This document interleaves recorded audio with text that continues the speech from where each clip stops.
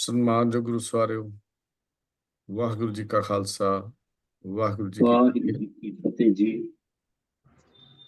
ਇੱਕ ਦਿਨ ਦੇ ਵਿਸਰਾਮ ਤੋਂ ਬਾਅਦ ਫਿਰ ਆਪ ਜੀ ਨੂੰ SMC ਗੁਰਮਤਿ ਕਲਾਸ USA ਵਿੱਚ ਜੀ ਆਇਆਂ ਆਖਦੇ ਹਾਂ।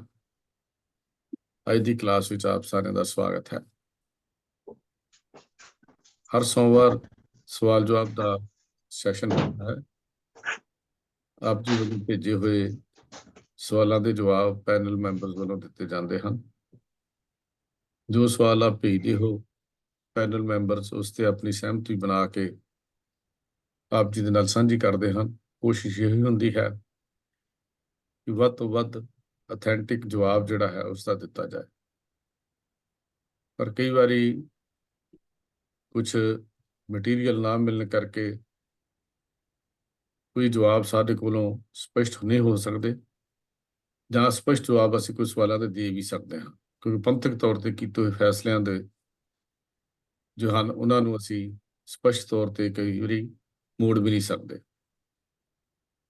ਫਿਰ ਵੀ ਕੋਸ਼ਿਸ਼ ਇਹ ਹੈ ਕਿ ਨੇੜੇ, ਬਿਲਕੁਲ ਸੱਚਤਾ ਦੇ ਨੇੜੇ ਹੋ ਕੇ ਆਪ ਜੀ ਦੇ ਨਾਲ ਜਵਾਬ ਸਾਂਝੇ ਕੀਤੇ ਜਾਣ। ਕੋਈ ਸਵਾਲ ਜਵਾਬ ਦੇ ਜੋ ਸੈਸ਼ਨ ਹੁੰਦਾ ਹੈ ਸੇਵਾ ਵੀਰ ਰਾਜਾ ਸਿੰਘ ਜੀ ਕਰਦੇ ਹਨ। ਬੇਨਤੀ ਕਰਦਾ ਹਾਂ ਵੀਰ ਰਾਜਾ ਸਿੰਘ ਜੀ ਕਿਰਪਾ ਕਰੋ, ਅੱਜ ਦਾ ਇਹ ਸਵਾਲ ਜਵਾਬ ਦਾ ਸੈਸ਼ਨ ਆਪ ਜੀ ਸ਼ੁਰੂ ਕਰੋ ਜੀ।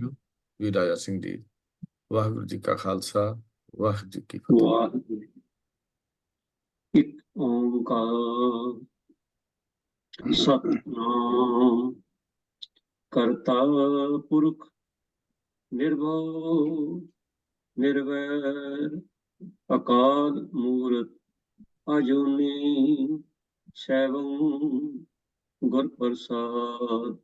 ਵਾਹਿਗੁਰੂ ਵਾਹਿਗੁਰੂ ਵਾਹਿਗੁਰੂ ਵਾਹਿਗੁਰੂ ਵਾਹਿਗੁਰੂ। ਵਾਹਿਗੁਰੂ ਜੀ ਕਾ ਖਾਲਸਾ, ਵਾਹਿਗੁਰੂ ਜੀ ਕੀ ਫਤਿਹ। ਸਾਰੀ ਸੰਗਤ ਦਾ ਸਵਾਲ ਜਵਾਬ ਸੈਸ਼ਨ ਵਿੱਚ ਬਹੁਤ ਬਹੁਤ ਸਵਾਗਤ ਹੈ ਜੀ। ਤੋ ਸੰਗਤ ਜੀ, ਇਸ ਤੋਂ ਪਹਿਲਾਂ ਕਿ ਅਸੀਂ ਸ਼ੁਰੂ ਕਰੀਏ, ਸਾਰੇ ਪੈਨਲ ਮੈਂਬਰ ਆਪ ਨੂੰ ਫਤਿਹ ਸਾਂਝੀ ਕਰਨਗੇ ਜੀ। ਮੈਂ ਬੇਨਤੀ ਕਰ ਰਿਹਾ ਸਾਰ ਮਨਿੰਦਰਪਾਲ ਸਿੰਘ ਜੀ। ਵਾਹਿਗੁਰੂ ਜੀ ਕਾ ਖਾਲਸਾ, ਵਾਹਿਗੁਰੂ ਜੀ ਕੀ ਫਤਿਹ। ਸਰਦਾਰ ਕਿੱਕਰ ਸਿੰਘ ਜੀ। ਵਾਹਿਗੁਰੂ ਜੀ ਕਾ ਖਾਲਸਾ, ਵਾਹਿਗੁਰੂ ਜੀ ਕੀ ਫਤਿਹ ਜੀ। ਵਾਹਿਗੁਰੂ ਜੀ ਕੀ ਫਤਿਹ। ਸਰਦਾਰ ਤਜਿੰਦਰ ਸਿੰਘ ਜੀ। ਵਾਹਿਗੁਰੂ ਜੀ ਕਾ ਖਾਲਸਾ, ਵਾਹਿਗੁਰੂ ਜੀ ਕੀ ਵਾਹਿਗੁਰੂ ਜੀ ਕੀ ਫਤਿਹ। ਫਤਿਹ। ਸਾਇੰਦਰਬੀਰ ਸਿੰਘ ਜੀ। ਵਾਹਿਗੁਰੂ ਜੀ ਕਾ ਖਾਲਸਾ, ਵਾਹਿਗੁਰੂ ਜੀ ਕੀ ਫਤਿਹ ਵਾਹਿਗੁਰੂ ਜੀ। ਜੀ ਕੀ ਫਤਿਹ। ਡਾਕਟਰ ਤਜਿੰਦਰ ਸਿੰਘ ਜੀ। ਵਾਹਿਗੁਰੂ ਜੀ ਕਾ ਖਾਲਸਾ, ਵਾਹਿਗੁਰੂ ਜੀ ਕੀ ਫਤਿਹ। ਵਾਹਿਗੁਰੂ ਜੀ। ਸ਼ਾਹ ਜਗੀਰ ਸਿੰਘ ਜੀ। ਵਾਹਿਗੁਰੂ ਜੀ ਕਾ ਖਾਲਸਾ, ਵਾਹਿਗੁਰੂ ਜੀ ਕੀ ਫਤਿਹ। ਭੈਣ ਮਨਿੰਦਰ ਕੌਰ ਜੀ ਮੇਰੇ ਖਿਆਲ ਜੁਆਇਨ ਨਹੀਂ ਕੀਤੇ, ਤਾਂ ਚਲੋ ਆਪਾਂ ਸ਼ੁਰੂ ਕਰਦੇ ਹਾਂ ਜੀ। ਸੰਗਤ ਜੀ, ਆਪ ਜੀ ਨੇ ਜੋ ਸਵਾਲ ਭੇਜੇ ਨੇ, ਅੱਜ ਦੇ ਸਵਾਲ ਬਹੁਤੇ ਜਿਹੜੇ ਨੇ ਤਕਰੀਬਨ ਗੁਰਬਾਣੀ ਦੀ ਵਿਆਖਿਆ ਨਾਲ ਸੰਬੰਧਿਤ ਨੇ। ਤਾਂ ਅਸੀਂ ਸਭ ਤੋਂ ਪਹਿਲਾਂ ਜਿਹੜਾ ਸਵਾਲ ਵੀ ਲਵਾਂਗੇ ਉਹ ਰੋਜ਼ਾਨਾ ਆਪਾਂ ਜਪ ਬਾਣੀ ਦਾ ਪਾਠ ਕਰਦੇ ਹਾਂ, ਜਿਹਦੇ ਵਿੱਚ ਪੌੜੀ ਨੰਬਰ 30 ਦੇ ਵਿੱਚ ਜ਼ਿਕਰ ਹੈ ਕਿ ਇੱਕ ਸੰਸਾਰੀ, ਇੱਕ ਭੰਡਾਰੀ, ਇੱਕ ਲਾਏ ਦੀਵਾਨ। ਸਵਾਲਕਰਤਾ ਨੇ ਪੁੱਛਿਆ ਹੈ ਕਿ ਇਹ ਜਿਹੜਾ ਦੀਵਾਨ ਸ਼ਬਦ ਹੈ, ਇਹ ਇੱਕ ਸ਼ਬਦ ਹੈ ਕਿ ਦੋ ਸ਼ਬਦ ਨੇ, ਦੀ ਤੇ ਬਾਣ, ਜਾਂ ਇੱਕੋ ਸ਼ਬਦ ਹੈ ਦੀਵਾਨ? ਤੋ ਇਹਨਾਂ ਦਾ ਇਹ ਕੀ ਜੋੜ ਕੀ ਹੈ? ਇਹ ਇੱਕ ਸ਼ਬਦ ਹੈ ਜਾਂ ਛੇਦਕ ਸ਼ਬਦ ਹੈ? ਤੇ ਨਾਲ ਹੀ ਇਹਦੇ ਸੰਖੇਪ ਭਾਵ ਜਿਹੜੇ ਨੇ ਉਹ ਵੀ ਮੈਂ ਬੇਨਤੀ ਕਰ ਰਿਹਾ ਸਾਂ ਕਿੱਕਰ ਸਿੰਘ ਜੀ ਨੂੰ, ਉਹ ਕਿਰਪਾ ਕਰਕੇ ਸੰਗਤਾਂ ਨਾਲ ਸਾਂਝੇ ਕਰਨ। ਸਾਂ ਕਿੱਕਰ ਸਿੰਘ ਅਨਮਿਊਟ ਕਰ ਲਓ ਜੀ।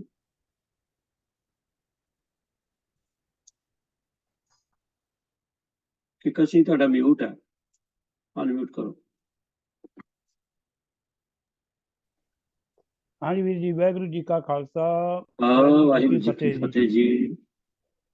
ਹਾਂਜੀ, ਜਿਵੇਂ ਕਿ ਸਵਾਲ ਆਇਆ ਹੈ, ਕੋਈ ਗੁਰੂ ਪਿਆਰਾ ਇਹ ਜਾਣਨਾ ਚਾਹੁੰਦਾ ਹੈ ਕਿ ਜਪਜੀ ਸਾਹਿਬ ਦੀ 30ਵੀਂ ਪੌੜੀ ਵਿੱਚ ਇੱਕ ਪੰਕਤੀ ਹੈ ਅਤੇ ਉਸ ਪੰਕਤੀ ਦਾ ਇੱਕ ਸ਼ਬਦ ਹੈ ਦੀਵਾਨ।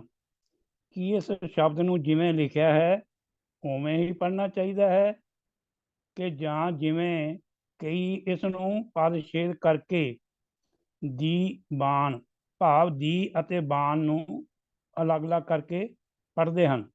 ਇਸ ਪੌੜੀ ਦਾ ਪਾਠ ਇਸ ਤਰ੍ਹਾਂ ਹੈ। ਏਕਾ ਮਾਈ ਜੁਗਤ ਵਿਆਈ, ਤਿੰਨ ਚੇਲੇ ਪ੍ਰਵਾਨ, ਇੱਕ ਸੰਸਾਰੀ, ਇੱਕ ਭੰਡਾਰੀ, ਇੱਕ ਲਾਏ ਦੀਵਾਨ। ਸੋ ਸ਼ਬਦ ਦੀਵਾਨ ਇਕੱਠਾ ਹੀ ਲਿਖਿਆ ਹੋਇਆ ਗੁਰਬਾਣੀ ਵਿੱਚ। ਗੁਰੂ ਗ੍ਰੰਥ ਸਾਹਿਬ ਵਿੱਚ ਜਿੰਨੀਆਂ ਵੀ ਆਪਣੀਆਂ ਬੀੜਾਂ ਹਨ, ਇਸ ਤੋਂ ਇਲਾਵਾ ਸ਼ਬਦਾਰਥ ਪੋਥੀਆਂ ਹਨ, ਸਾਰੀਆਂ ਦੇ ਵਿੱਚ ਸ਼ਬਦ ਦੀਵਾਨ ਇਕੱਠਾ ਹੀ ਲਿਖਿਆ ਹੋਇਆ ਹੈ। ਪਰ ਬੜੇ ਅਫਸੋਸ ਨਾਲ ਇੱਥੇ ਇਹ ਵੀ ਦਰਜ ਕਰਨਾ ਬਣਦਾ ਹੈ ਕਿ ਜਿਹੜੇ ਵੀਰ ਇਹ ਕਹਿੰਦੇ ਨਹੀਂ ਥੱਕਦੇ ਕਿ ਜਿਵੇਂ ਗੁਰਬਾਣੀ ਲਿਖੀ ਹੈ ਉਵੇਂ ਹੀ ਪੜ੍ਹਨੀ ਚਾਹੀਦੀ ਹੈ, ਬਾਰ-ਬਾਰ ਉਹ ਸਟੇਜਾਂ ਤੋਂ ਹੋਰ ਵੀ ਕਈ ਢੰਗਾਂ ਨਾਲ ਇਹ ਕਹਿੰਦੇ ਹੈ ਕਿ ਜਿਵੇਂ ਗੁਰਬਾਣੀ ਲਿਖੀ ਹੈ ਉਵੇਂ ਹੀ ਪੜ੍ਹਨੀ ਚਾਹੀਦੀ ਹੈ, ਪਰ ਆਪ ਖੁਦ ਉਹ ਇਸ 'ਤੇ ਅਮਲ ਨਹੀਂ ਕਰਦੇ ਅਤੇ ਆਪਣੇ ਮਨਮਰਜ਼ੀ ਦੇ ਅਰਥ ਕਰਨ ਲਈ ਇਸ ਵਿੱਚ ਵਾਧ ਘਾਟ ਵੀ ਕਰ ਲੈਂਦੇ ਹਨ। ਜਿਵੇਂ ਕਿ ਇਸ ਸ਼ਬਦ ਨੂੰ ਉਹ ਪਦਛੇਦ ਕਰਕੇ ਪੜ੍ਹਦੇ ਹਨ, ਪਰ ਗੁਰਬਾਣੀ ਵਿੱਚ ਇਹ ਦੀਵਾਨ ਸ਼ਬਦ ਪਦਛੇਦ ਨਹੀਂ ਹੈ, ਪਰ ਉਹ ਇਸ ਨੂੰ ਪਦਛੇਦ ਕਰਕੇ ਲਾਏ ਦੀ ਬਾਣ ਪੜ੍ਹਦੇ ਹਨ ਅਤੇ ਇਹਦਾ ਅਰਥ ਕਰਦੇ ਹਨ ਲੈ ਕਰਨ ਦੀ ਆਦਤ ਭਾਵ ਸੁਭਾਅ। ਸੋ ਆਪਾਂ ਇਹ ਦੇਖਣਾ ਵੀ ਇੱਥੇ ਦੀ ਸੰਬੰਧਕੀ ਅਤੇ ਜਿਹੜਾ ਬਾਣ ਹੈ ਆਦਤ ਸੁਭਾਅ, ਉਹ ਅਰਥ ਬਣਦੇ ਹਨ ਜਾਂ ਨਹੀਂ ਬਣਦੇ ਹਨ।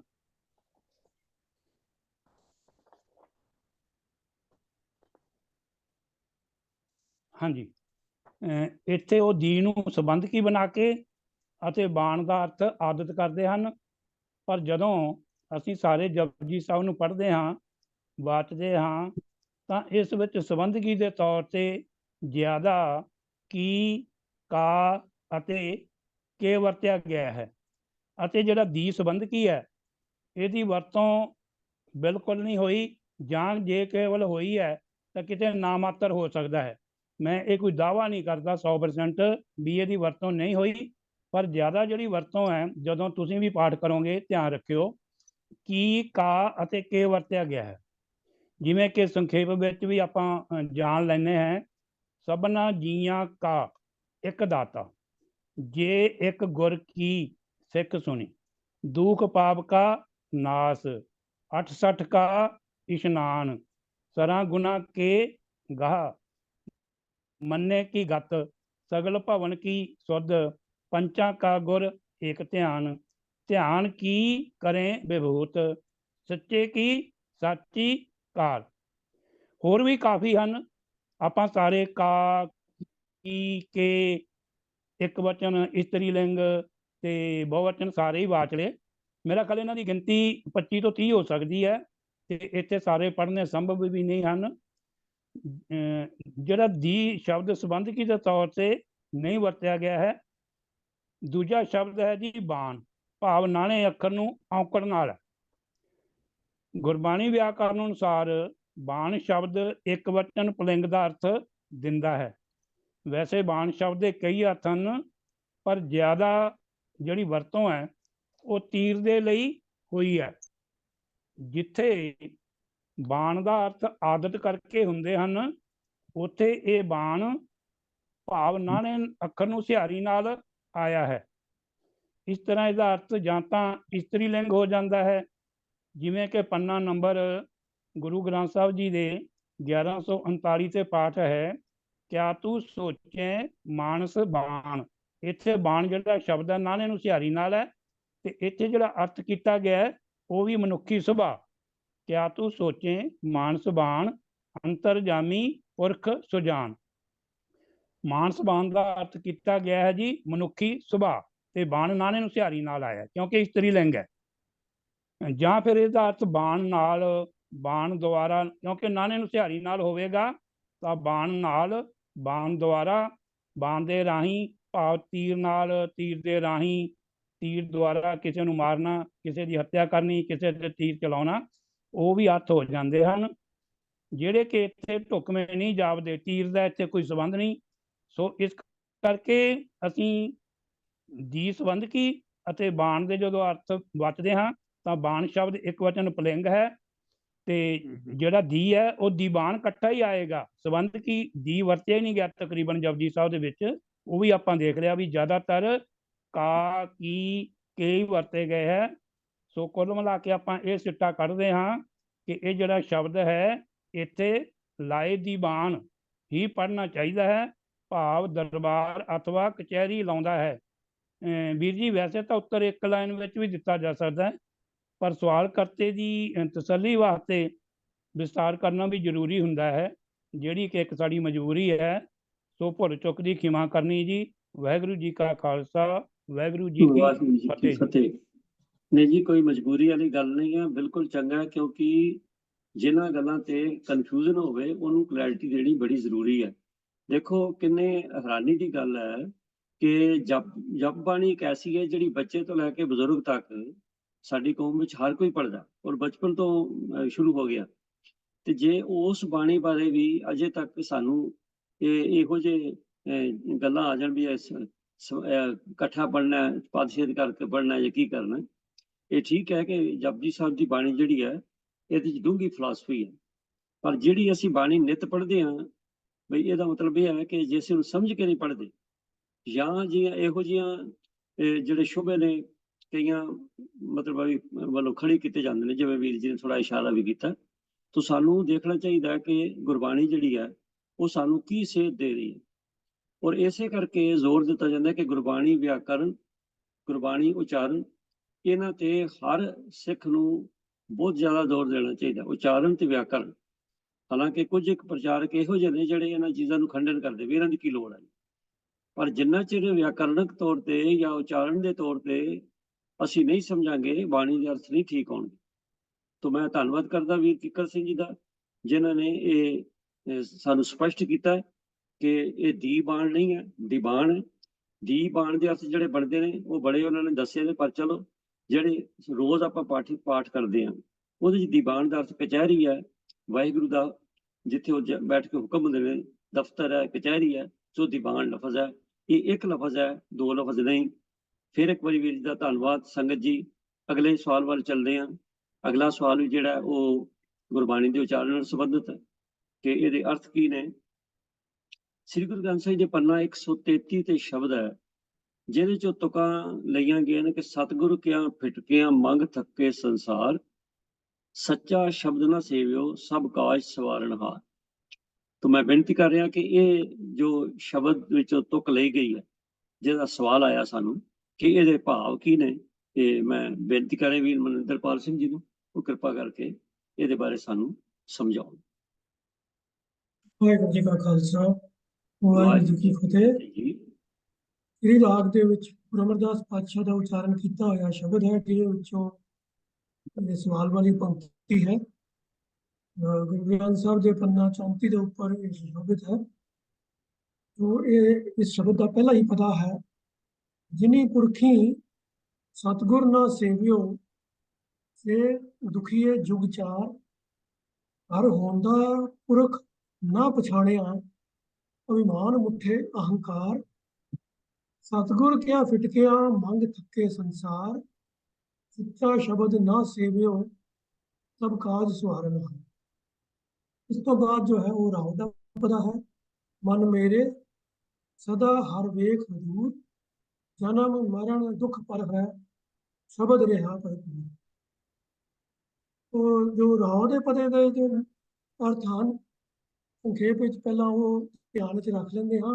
मन को संबोधन करके गुरु पातशाह कहते हैं कि मेरे मन सदा हर वेख दूर, उस हरि परमात्मा अकाल पुरख नूं हमेशा ही हाजर नाजर जान, सर्व व्यापक प्रभु जो सब थाई मौजूद है, तेरे अंदर भी मौजूद है, उन्होंने सब थाई हाजर नाजर जान। उस दे नाल की होएगा, जदों परमात्मा की होंद का एहसास तेन रहेगा, जन्म मरण दुख पर हरै शब्द रिहा भरपूर। परमात्मा की याद जिस इंसान के हिरदे में टिक जाती है, ਉਹਦਾ फिर जन्म मरण का दुख जिहड़ा है वो पर हरे भाव दूर हो जाता है। ਤੇ ਸ਼ਬਦ ਦੇ ਗਿਆਨ ਦੇ ਨਾਲ ਉਹਦੇ ਅੰਦਰ ਉਹ ਪ੍ਰਭੂ ਜੋ ਸਭ ਥਾਈਂ ਵਿਆਪਕ ਹੈ ਉਹਦੀ ਹੋਂਦ ਦਾ ਅਹਿਸਾਸ ਉਹਨੂੰ ਪ੍ਰਾਪਤ ਹੋ ਜਾਂਦਾ ਹੈ, ਔਰ ਉਹਦੇ ਨਾਲ ਹੀ ਉਹ ਜੁੜਿਆ ਰਹਿੰਦਾ ਹੈ। ਉਹ ਹੁਣ ਜਿਹੜੇ ਨਹੀਂ ਇਸ ਅਵਸਥਾ ਦੇ ਵਿੱਚ ਜਾਂਦੇ, ਜਿਹੜੇ ਨਹੀਂ ਪ੍ਰਭੂ ਨੂੰ ਹਾਜ਼ਰ ਨਾਜ਼ਰ ਮੰਨਦੇ ਜਾਂ ਮਹਿਸੂਸ ਕਰਦੇ, ਉਹਨਾਂ ਲੋਕਾਂ ਦੇ ਵਾਸਤੇ ਫਿਰ ਪਹਿਲੇ ਪਦੇ 'ਚ ਗੁਰੂ ਸਾਹਿਬ ਕਹਿੰਦੇ ਹਨ ਕਿ ਜਿਨੀ ਪੁਰਖੀ ਸਤਿਗੁਰ ਨਾ ਸੇਵਿਓ। ਜਿਹੜੇ ਇਨਸਾਨਾਂ ਨੇ, ਜਿਹੜੇ ਮਨੁੱਖਾਂ ਨੇ ਸਤਿਗੁਰ ਦੀ ਸੇਵਾ ਨਹੀਂ ਕੀਤੀ, ਭਾਵ ਸਤਿਗੁਰ ਦੇ ਉਪਦੇਸ਼ ਦੀ ਕਮਾਈ ਨਹੀਂ ਕੀਤੀ, ਗੁਰੂ ਦੀ ਸਿੱਖਿਆ ਲੈ ਕੇ ਉਸ ਨੂੰ ਆਪਣੇ ਜੀਵਨ ਦਾ ਆਧਾਰ ਨਹੀਂ ਬਣਾਇਆ, ਸੇ ਦੁਖੀਏ ਜੁਗ ਚਾਰ। ਉਹ ਚਾਰੋਂ ਹੀ ਯੁੱਗਾਂ ਦੇ ਵਿੱਚ ਦੁਖੀ ਹੀ ਰਹਿੰਦੇ ਹਨ।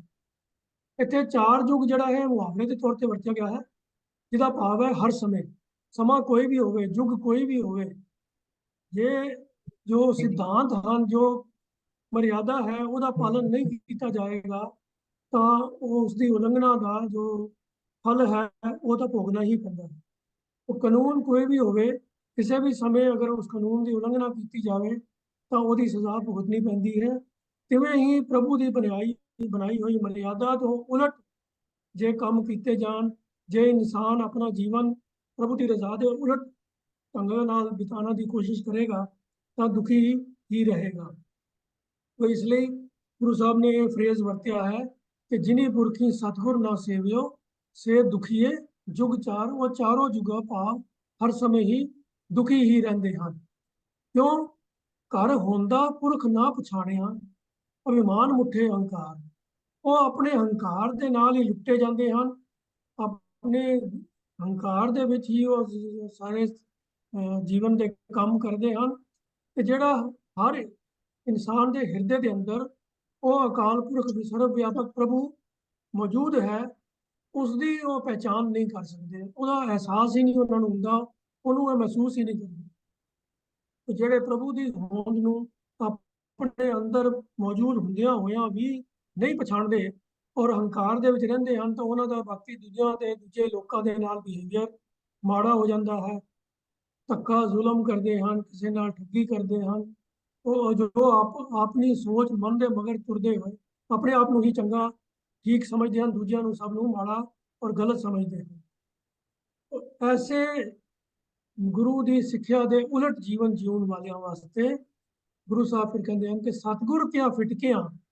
तो इत्थे उच्चारण वाल ध्यान देने की लोड़ है। जो लफ्ज कक्के नूं स्यारी ऐड़े नूं कन्ना है, इत्थे कन्ने दे नाल बिंदी लगा के सतगुर क्या फिटकियां, तो जो दूजा लफ्ज है फिटकियां, ਉਹਦੇ भी ऐड़े के कन्ने नाल बिंदी लगा के, जो कि बहुवचन के सूचक है कि सतगुर वालों फिटके हुए ਜਿਹੜੇ ਸਤਿਗੁਰ ਤੋਂ ਬੇਮੁਖ ਹੋਏ ਹਨ, ਉਹਨਾਂ ਦਾ ਹਾਲਤ ਫਿਰ ਜੀਵਨ ਕਿਵੇਂ ਜੀ ਆਪਣੀ ਬਣ ਜਾਂਦੀ ਸੰਸਾਰ ਦੇ ਵਿੱਚ। ਤੇ ਮੰਗ ਥੱਕੇ ਸੰਸਾਰ, ਉਹ ਕੇਵਲ ਮਾਇਆ ਦੇ ਪਦਾਰਥਾਂ ਦੀ ਮੰਗ ਹੀ ਕਰਦੇ ਹੋਏ हर वक्त मायक पदार्थों इकट्ठे करन दे, उन्होंने लोभ ही सारे जीवन के आहार करते हुए थक टुट जाते हैं, भटकते रहते हैं। सच्चा शब्द ना सेवियो सब काज सवारन हार। तो जेड़े अकाल पुरख की होंद नूं महसूस करके गुरु के शब्द के नाल जुड़ के जो कि सारे काम सवारन वाला है, ਉਹਦੇ ਨਾਲ ਉਹ नहीं जुड़ते, प्रभु के नाल नेड़ता हासिल नहीं करते, बल्कि माया के मगर ही भटकते रहते हैं।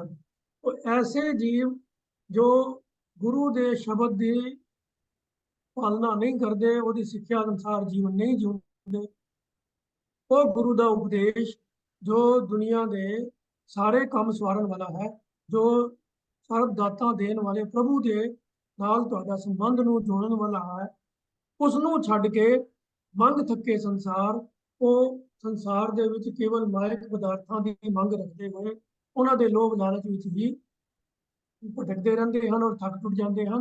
तो ऐसे जीव जिहड़े हन सतगुर वालों फिटकारे हुए रिजेक्ट किए हुए होंदे हन, वो सतगुर की शरण विच नहीं आते। तो उच्चारण दे विच बहुवचन का ध्यान रखदियां होइयां सतगुरु कियां फिटकियां, ये उच्चारण वाल ध्यान देना है।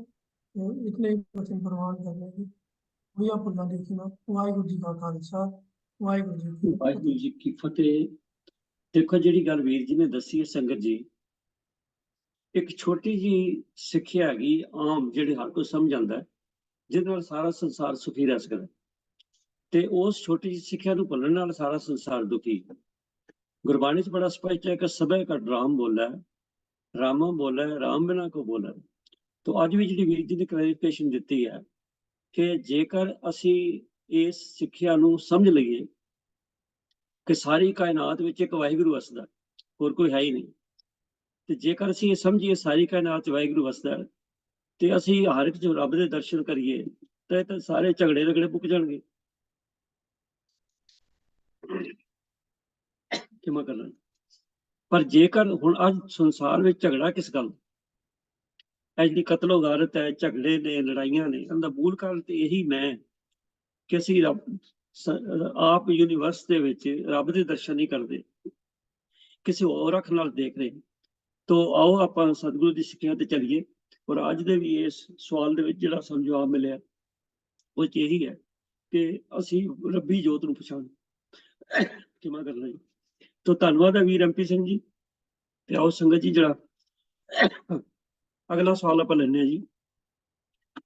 ਇਹ ਅਗਲਾ ਸਵਾਲ ਹੈ ਜੀ, ਧਰਮ ਅਰਥ ਕਾਮ ਮੋਖ, ਇਹ ਜਿਹੜੇ 4 ਪਦਾਰਥ ਗਿਣੇ ਜਾਂਦੇ ਨੇ, ਇਹਨਾਂ ਦੀ ਵਿਆਖਿਆ ਚਾਹੀਦੀ ਹੈ। ਇਹ ਸਵਾਲ ਕਰਤਾ ਨੇ ਉਹਨਾਂ ਨੇ ਪੁੱਛਿਆ, ਤਾਂ ਮੈਂ ਬੇਨਤੀ ਕਰਾਂ ਵੀਰ ਤੇਜਿੰਦਰ ਸਿੰਘ ਜੀ ਕਿਰਪਾ ਕਰਕੇ ਧਰਮ ਅਰਥ ਕਾਮ ਮੋਖ ਇਹਨਾਂ 4 ਦੀ ਸਾਨੂੰ ਵਿਆਖਿਆ ਜ਼ਰੂਰ ਦੱਸੋ ਜੀ, ਕਿਉਂਕਿ ਗੁਰਬਾਣੀ ਵਿੱਚ ਇਹਨਾਂ ਦਾ ਅਕਸਰ ਜ਼ਿਕਰ ਆਉਂਦਾ। ਤੋ ਮੈਂ ਬੇਨਤੀ ਕਰਾਂ ਵੀਰ ਤੇਜਿੰਦਰ ਸਿੰਘ ਜੀ ਨੂੰ ਇਹਦੇ ਬਾਰੇ ਚਾਨਣਾ ਪਾਓ। ਵਾਹਿਗੁਰੂ ਜੀ ਕਾ ਖਾਲਸਾ ਵਾਹਿਗੁਰੂ ਜੀ ਕੀ ਵਾਹਿਗੁਰੂ ਫਤਿਹ। ਜੀ ਕੀ ਫਤਿਹ। ਭਾਈ ਕਾਨ ਸਿੰਘ ਜੀ ਨਾਭਾ ਨੇ ਆਪਣੇ ਗੁਰਸ਼ਬਦ ਰਤਨਾਕਰ ਮਹਾਨ ਕੋਸ਼ ਵਿੱਚ ਜੋ ਵਿਆਖਿਆ ਇਸ ਦੇ ਦਿੱਤੀ ਹੈ, ਉਸਦਾ ਸੰਖੇਪ ਵਿੱਚ ਆਪ ਨੂੰ ਦੱਸਦਾ ਹਾਂ ਕਿ 4 ਪਦਾਰਥ ਜਿਹੜੇ ਧਰਮ ਅਰਥ ਕਾਮ ਔਰ ਮੋਕਸ਼, ਇਹ 4 ਪਦਾਰਥ ਜਿਹੜੇ ਹਨ ਉਹ ਮੰਨੇ ਗਏ ਹਨ। ਉਸ ਇਹ ਦੇ ਜਿਹੜੇ ਅਰਥ ਧਰਮ ਕਾਮ ਔਰ ਮੋਕਸ਼ ਦਾ ਇਹ ਬਿਲਾਵਲ ਮਹਲਾ ਚੌਥਾ ਵਿੱਚ ਵੀ ਇਹਦਾ ਵਰਣਨ ਆਇਆ ਹੈ। ਔਰ 4 ਪਦਾਰਥ ਜੇ ਕੋ ਮੰਗੈ ਸਾਧ ਜਨਾ ਕੀ ਸੇਵਾ ਲਾਗੇ ਸੁਖਮਨੀ ਸਾਹਿਬ ਵਿੱਚ ਵੀ ਆਉਂਦਾ ਹੈ।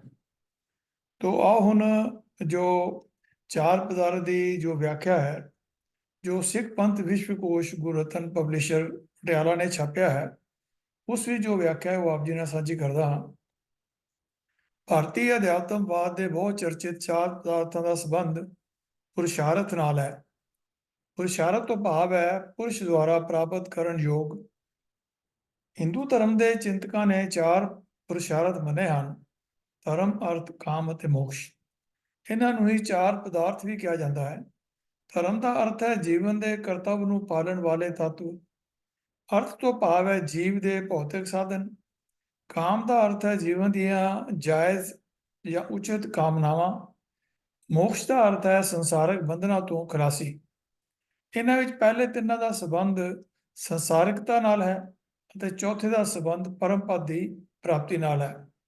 ਇਹਨਾਂ 4 ਪਦਾਰਥਾਂ ਵਿੱਚ ਵਿਕਾਸ ਕ੍ਰਮ ਦੀ ਇੱਕ ਸੰਗਲੀ ਹੈ, ਚੇਨ ਹੈ। ਇੱਕ ਦੇ ਪੂਰਾ ਹੋਣ ਤੋਂ ਬਾਅਦ ਦੂਜੇ ਦੀ ਪ੍ਰਾਪਤੀ ਹੁੰਦੀ ਹੈ। ਇਹਨਾਂ ਨੂੰ 4 ਆਸ਼ਰਮਾਂ ਨਾਲ ਵੀ ਸੰਬੰਧਿਤ ਕੀਤਾ ਗਿਆ। ਸਿੱਖ ਧਰਮ ਵਿੱਚ ਇਹਨਾਂ ਪਦਾਰਥਾਂ ਦੀ ਪ੍ਰਾਪਤੀ ਲਈ ਕੋਈ ਵਿਸ਼ੇਸ਼ ਬਲ ਨਹੀਂ ਦਿੱਤਾ ਗਿਆ, ਸਗੋਂ ਗੁਰੂ ਸਾਹਿਬ ਨੇ ਇਹਨਾਂ ਪਦਾਰਥਾਂ ਦੀ ਪ੍ਰਾਪਤੀ ਨਾਲੋਂ ਸਾਧ ਸੰਗਤ ਵਿੱਚ ਜਾਣਾ ਜ਼ਿਆਦਾ ਲਾਭਦਾਇਕ ਮੰਨਿਆ, ਕਿਉਂਕਿ ਧੰਨ ਗੁਰੂ ਅਰਜਨ ਦੇਵ ਮਹਾਰਾਜ ਜੀ ਅਨੁਸਾਰ ਅਜਿਹੇ ਪਦਾਰਥ ਸਾਧ ਸੰਗਤ ਦੁਆਰਾ ਸਹਿਜੇ ਹੀ ਪ੍ਰਾਪਤ ਕੀਤੇ ਜਾ ਸਕਦੇ ਹਨ ਜਾਂ ਹੋ ਜਾਂਦੇ ਹਨ। ਸਾਧ ਸੰਗਤ ਆਰਾਧਨਾ ਹਰ ਨਿਤ ਅਪਾਰ, ਧਰਮ ਅਰਥ ਅਰ ਕਾਮ ਮੋਕਸ਼ ਦੇਤੇ ਨਹੀਂ ਬਾਰ। ਗੁਰੂ ਗ੍ਰੰਥ ਸਾਹਿਬ ਪੰਨਾ 816।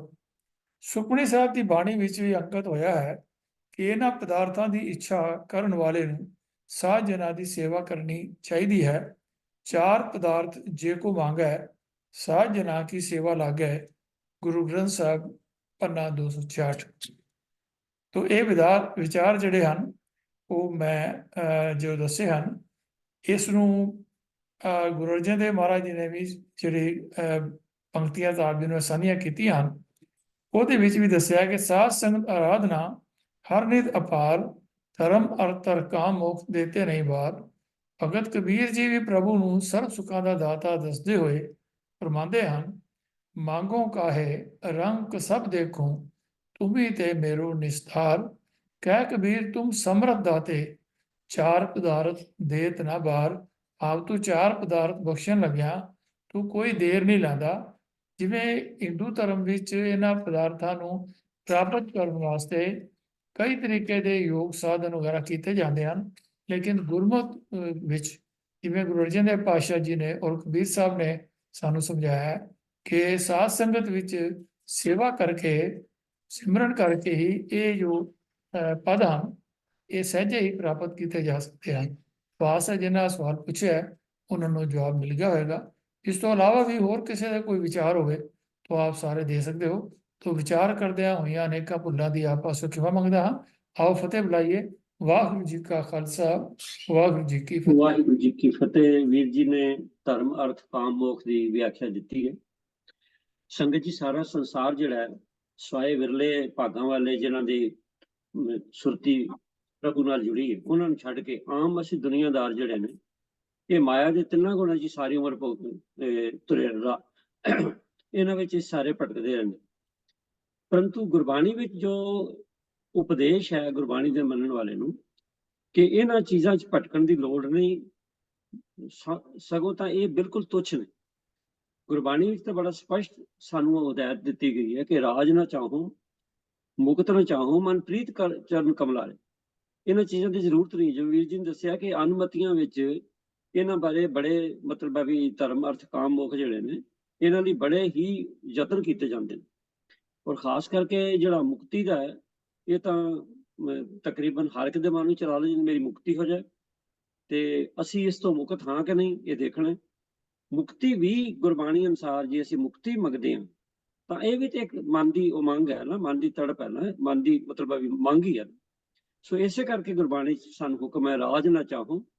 ਇਹਦੇ ਸਭ ਕੁਝ ਆ ਜਾਂਦਾ ਹੈ। ਰਾਜ ਦਾ ਮਤਲਬ ਹੈ ਤੋ ਰਾਜ ਨਾ ਚਾਹੂੰ, ਮੁਕਤ ਨਾ ਚਾਹੂੰ, ਮਨ ਪ੍ਰੀਤ ਚਰਨ ਕਮਲਾਰੇ। ਸਿੱਖ ਦੇ ਮਨ ਵਿੱਚ ਜੇ ਕੋਈ ਮੰਗ ਹੈ ਤਾਂ ਉਹ ਪ੍ਰਭੂ ਦੇ ਚਰਨ ਕਮਲ ਦੀ ਪ੍ਰੀਤ ਭਾਵ ਇਹ ਹੈ ਕਿ ਗੁਰੂ ਉਪਦੇਸ਼ਾਂ ਨੂੰ ਸਮਝ ਕੇ ਉਹਦੇ ਜੀਵਨ ਤੇ ਅਗਰ ਚੱਲਾਂਗੇ, ਇਸ ਤੋਂ ਵੱਡੀ ਖੁਸ਼ੀ ਕੋਈ ਨਹੀਂ। ਤਾਂ ਉਹ ਸੰਗਤ ਜੀ, ਦੁਨਿਆਵੀ ਖੁਸ਼ੀਆਂ ਜਿਹੜੀਆਂ ਨੇ ਕੋਈ ਇੱਧਰ ਆਈ ਤੇ ਇੱਧਰ ਚਲੀ ਗਈ, ਉਹਨਾਂ ਦਾ ਕੋਈ ਮਤਲਬ ਵੀ ਬੇਸ ਨਹੀਂ ਹੁੰਦਾ।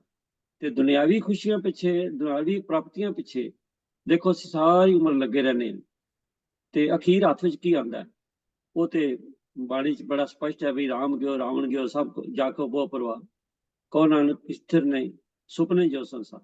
ਸੋ ਆਓ ਸੰਸਾਰਿਕ ਪਦਾਰਥਾਂ ਦੇ ਮਗਰ ਦੀ ਲੱਗਣ ਦੀ ਥਾਂ ਤੇ ਸਾਨੂੰ ਉਪਦੇਸ਼ ਕਰਦੇ ਹੈ ਜਿਹੜੇ ਦੇਖੋ ਸ਼ਬਦ ਗੁਰੂ ਨੂੰ ਮੰਨਣ ਵਾਲੇ ਨੇ, ਗੁਰੂ ਗ੍ਰੰਥ ਸਾਹਿਬ ਨੂੰ ਮੰਨਣ ਵਾਲੇ ਨੇ, ਉਹਨਾਂ ਨੂੰ ਸਤਿਗੁਰੂ ਅੱਗੇ ਆਪਾਂ ਅਰਦਾਸ ਕਰਨੀ ਚਾਹੀਦੀ ਕਿ ਸਤਿਗੁਰੂ ਜੀ ਇਹ ਜਿਹੜੀਆਂ ਦੁਨਿਆਵੀ ਪ੍ਰਾਪਤੀਆਂ ਨੇ, ਦੁਨਿਆਵੀ ਲਾਲਸਾਵਾਂ ਨੇ, ਜਾਂ ਦੁਨਿਆਵੀ ਜਿਹੜੀਆਂ ਸਾਨੂੰ ਵਡਿਆਈਆਂ ਮਿਲਦੀਆਂ ਨੇ, ਇਹ ਬਿਲਕੁਲ ਸਾਡੇ ਰਸਤੇ ਵਿੱਚ ਰੁਕਾਵਟ ਨੇ।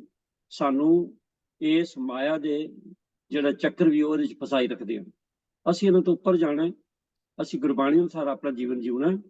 ਤੋ ਸਤਿਗੁਰੂ ਕਿਰਪਾ ਕਰਨ ਕਿ ਜਿਹੜੀ ਬਾਣੀ ਆਪਾਂ ਪੜ੍ਹਦੇ ਹਾਂ ਸਾਨੂੰ ਸਮਝ ਆ ਜਾਏ, ਉਹਦੇ ਤੇ ਚੱਲਾਂਗੇ, ਤੇ ਜਿਹੜੇ ਚੱਲਦੇ ਨੇ ਉਹਨਾਂ ਦਾ ਜੀਵਨ ਤੇ ਬਹੁਤ ਹੀ ਉੱਚੀਆਂ ਉਡਾਰੀਆਂ ਵਾਲਾ ਹੈ। ਆਓ ਉੱਚੀ ਸੋਚ ਰੱਖੀਏ, ਆਮ ਸੋਚ ਨਾ ਰੱਖੀ। ਤਜਿੰਦਰ ਸਿੰਘ ਜੀ, ਬਹੁਤ ਬਹੁਤ ਤੁਹਾਡਾ ਧੰਨਵਾਦ ਹੈ। ਤੋ ਸੰਗਤ ਜੀ, ਗੁਰਬਾਣੀ ਦੀ ਵਿਆਖਿਆ ਬਾਰੇ ਮੈਂ ਬੇਨਤੀ ਕੀਤੀ ਸੀ, ਬਹੁਤੇ ਸ਼ਬਦ ਨੇ ਤੋ ਇਹ ਸਵਾਲ ਨੇ, ਤੇ ਜਿਹੜਾ ਅਗਲਾ ਸਵਾਲ ਹੈ ਉਹ ਵੀ ਗੁਰਬਾਣੀ ਦੀ ਵਿਆਖਿਆ ਬਾਰੇ ਹੈ। ਕਿ ਮੈਂ ਜਗੀਰ ਸਿੰਘ ਜੀ ਨੂੰ ਬੇਨਤੀ ਕਰਾਂਗਾ ਕਿ ਸ੍ਰੀ ਗੁਰੂ ਗ੍ਰੰਥ ਸਾਹਿਬ ਦੇ ਪੰਨਾ 1296 ਤੇ ਇੱਕ ਸ਼ਬਦ ਹੈ, ਉਹਦੀਆਂ ਜਿਹੜੀਆਂ ਦੋ ਤੁਕਾਂ ਨੇ ਸਾਨੂੰ ਡਾਕਟਰ ਸੁਰਿੰਦਰ ਸਿੰਘ ਜੀ ਨੇ ਭੇਜੀਆਂ ਨੇ, ਉਹ ਤੁਕਾਂ ਮੈਂ ਪੜ੍ਹ ਦੇਣਾ ਜੀ। ਹਰ ਗੁਰਮੁਖ ਘਰ ਟਕਸਾਲ, ਹਰ ਹੋ ਕਿਰਪਾਲ। ਮੈਂ ਦੁਬਾਰਾ ਪੜ੍ਹ ਰਿਹਾ, ਹਰ ਗੁਰਮੁਖ ਘਰ ਟਕਸਾਲ, ਹਰ ਹੋ ਕਿਰਪਾਲ। ਕਿਉਂਕਿ ਬਹੁਤੇ ਸ਼ਬਦਾਂ ਦੇ ਅਰਥ ਭਾਵ ਬੜੇ ਡੂੰਘੇ ਹੁੰਦੇ ਨੇ। ਤੋ ਸਰ ਜਗੀਰ ਸਿੰਘ ਜੀ ਕਿਰਪਾ ਕਰੋ, ਇਸ ਸ਼ਬਦ ਦੀ ਤੁਸੀਂ ਸਾਨੂੰ ਸੰਖੇਪ ਵਿਆਖਿਆ ਸ਼ਬਦ ਦੀ ਦੱਸੋ, ਤੇ ਤਾਂ ਜੇ ਇਹ ਗੱਲ ਸਪਸ਼ਟ ਹੋ ਜਾਏ। ਕਿਉਂਕਿ ਕਈ ਗੱਲਾਂ ਜਿਹੜੀਆਂ ਨੇ ਉਹਨਾਂ ਦੇ ਵੱਖ-ਵੱਖ ਟੀਕਾਕਾਰਾਂ ਨੇ ਆਪੋ ਆਪਣੇ ਹਿਸਾਬ ਨਾਲ ਅਰਥ ਦਿੱਤੇ ਨੇ, ਪਰ ਕਿਹੜੇ ਜ਼ਿਆਦਾ ਯੋਗ ਬਣਦੇ ਨੇ ਜਗੀਰ ਸਿੰਘ ਜੀ ਤੁਸੀਂ ਦੱਸੋ।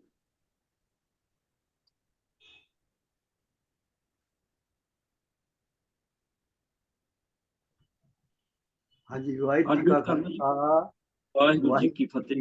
ਫਤਿਹ।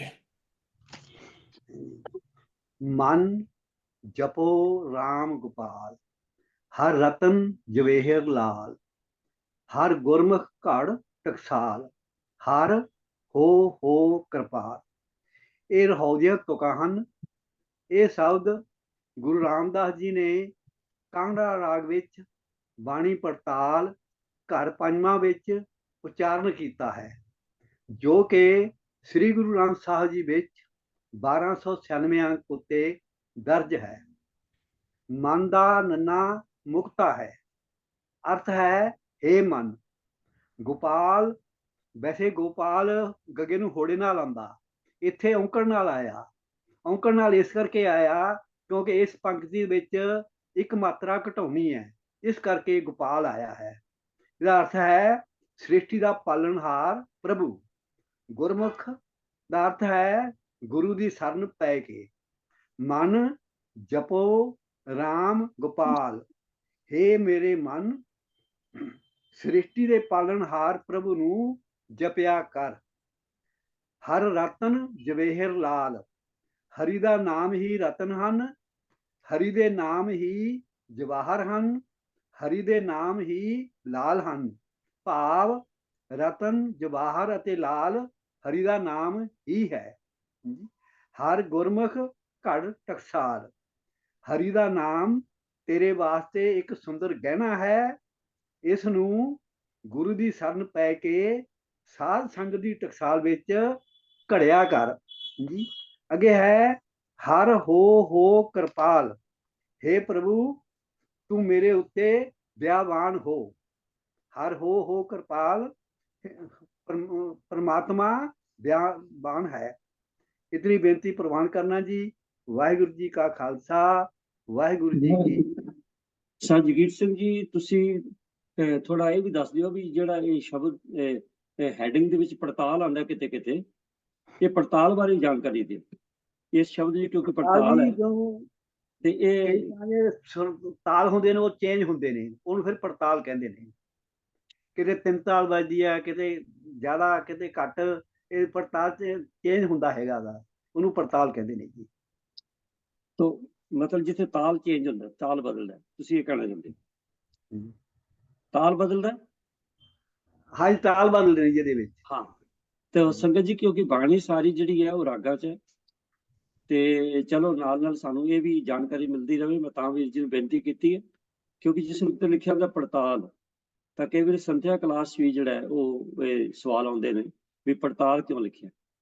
ਤੋ ਵੀਰ ਜੀ ਨੇ ਸਾਨੂੰ ਦੱਸਿਆ ਕਿ ਪੜਤਾਲ ਦਾ ਪੜਤਾਉਣਾ, ਉੱਥੇ ਤਕਰੀਬਨ ਹਰ ਵਿਚਾਰ ਤੋਂ ਬਾਅਦ ਉਹਦਾ ਤਾਲ ਬਦਲਦਾ ਤੇ ਉਹਨੂੰ ਪੜਤਾਲ ਕਹਿੰਦੇ ਨੇ।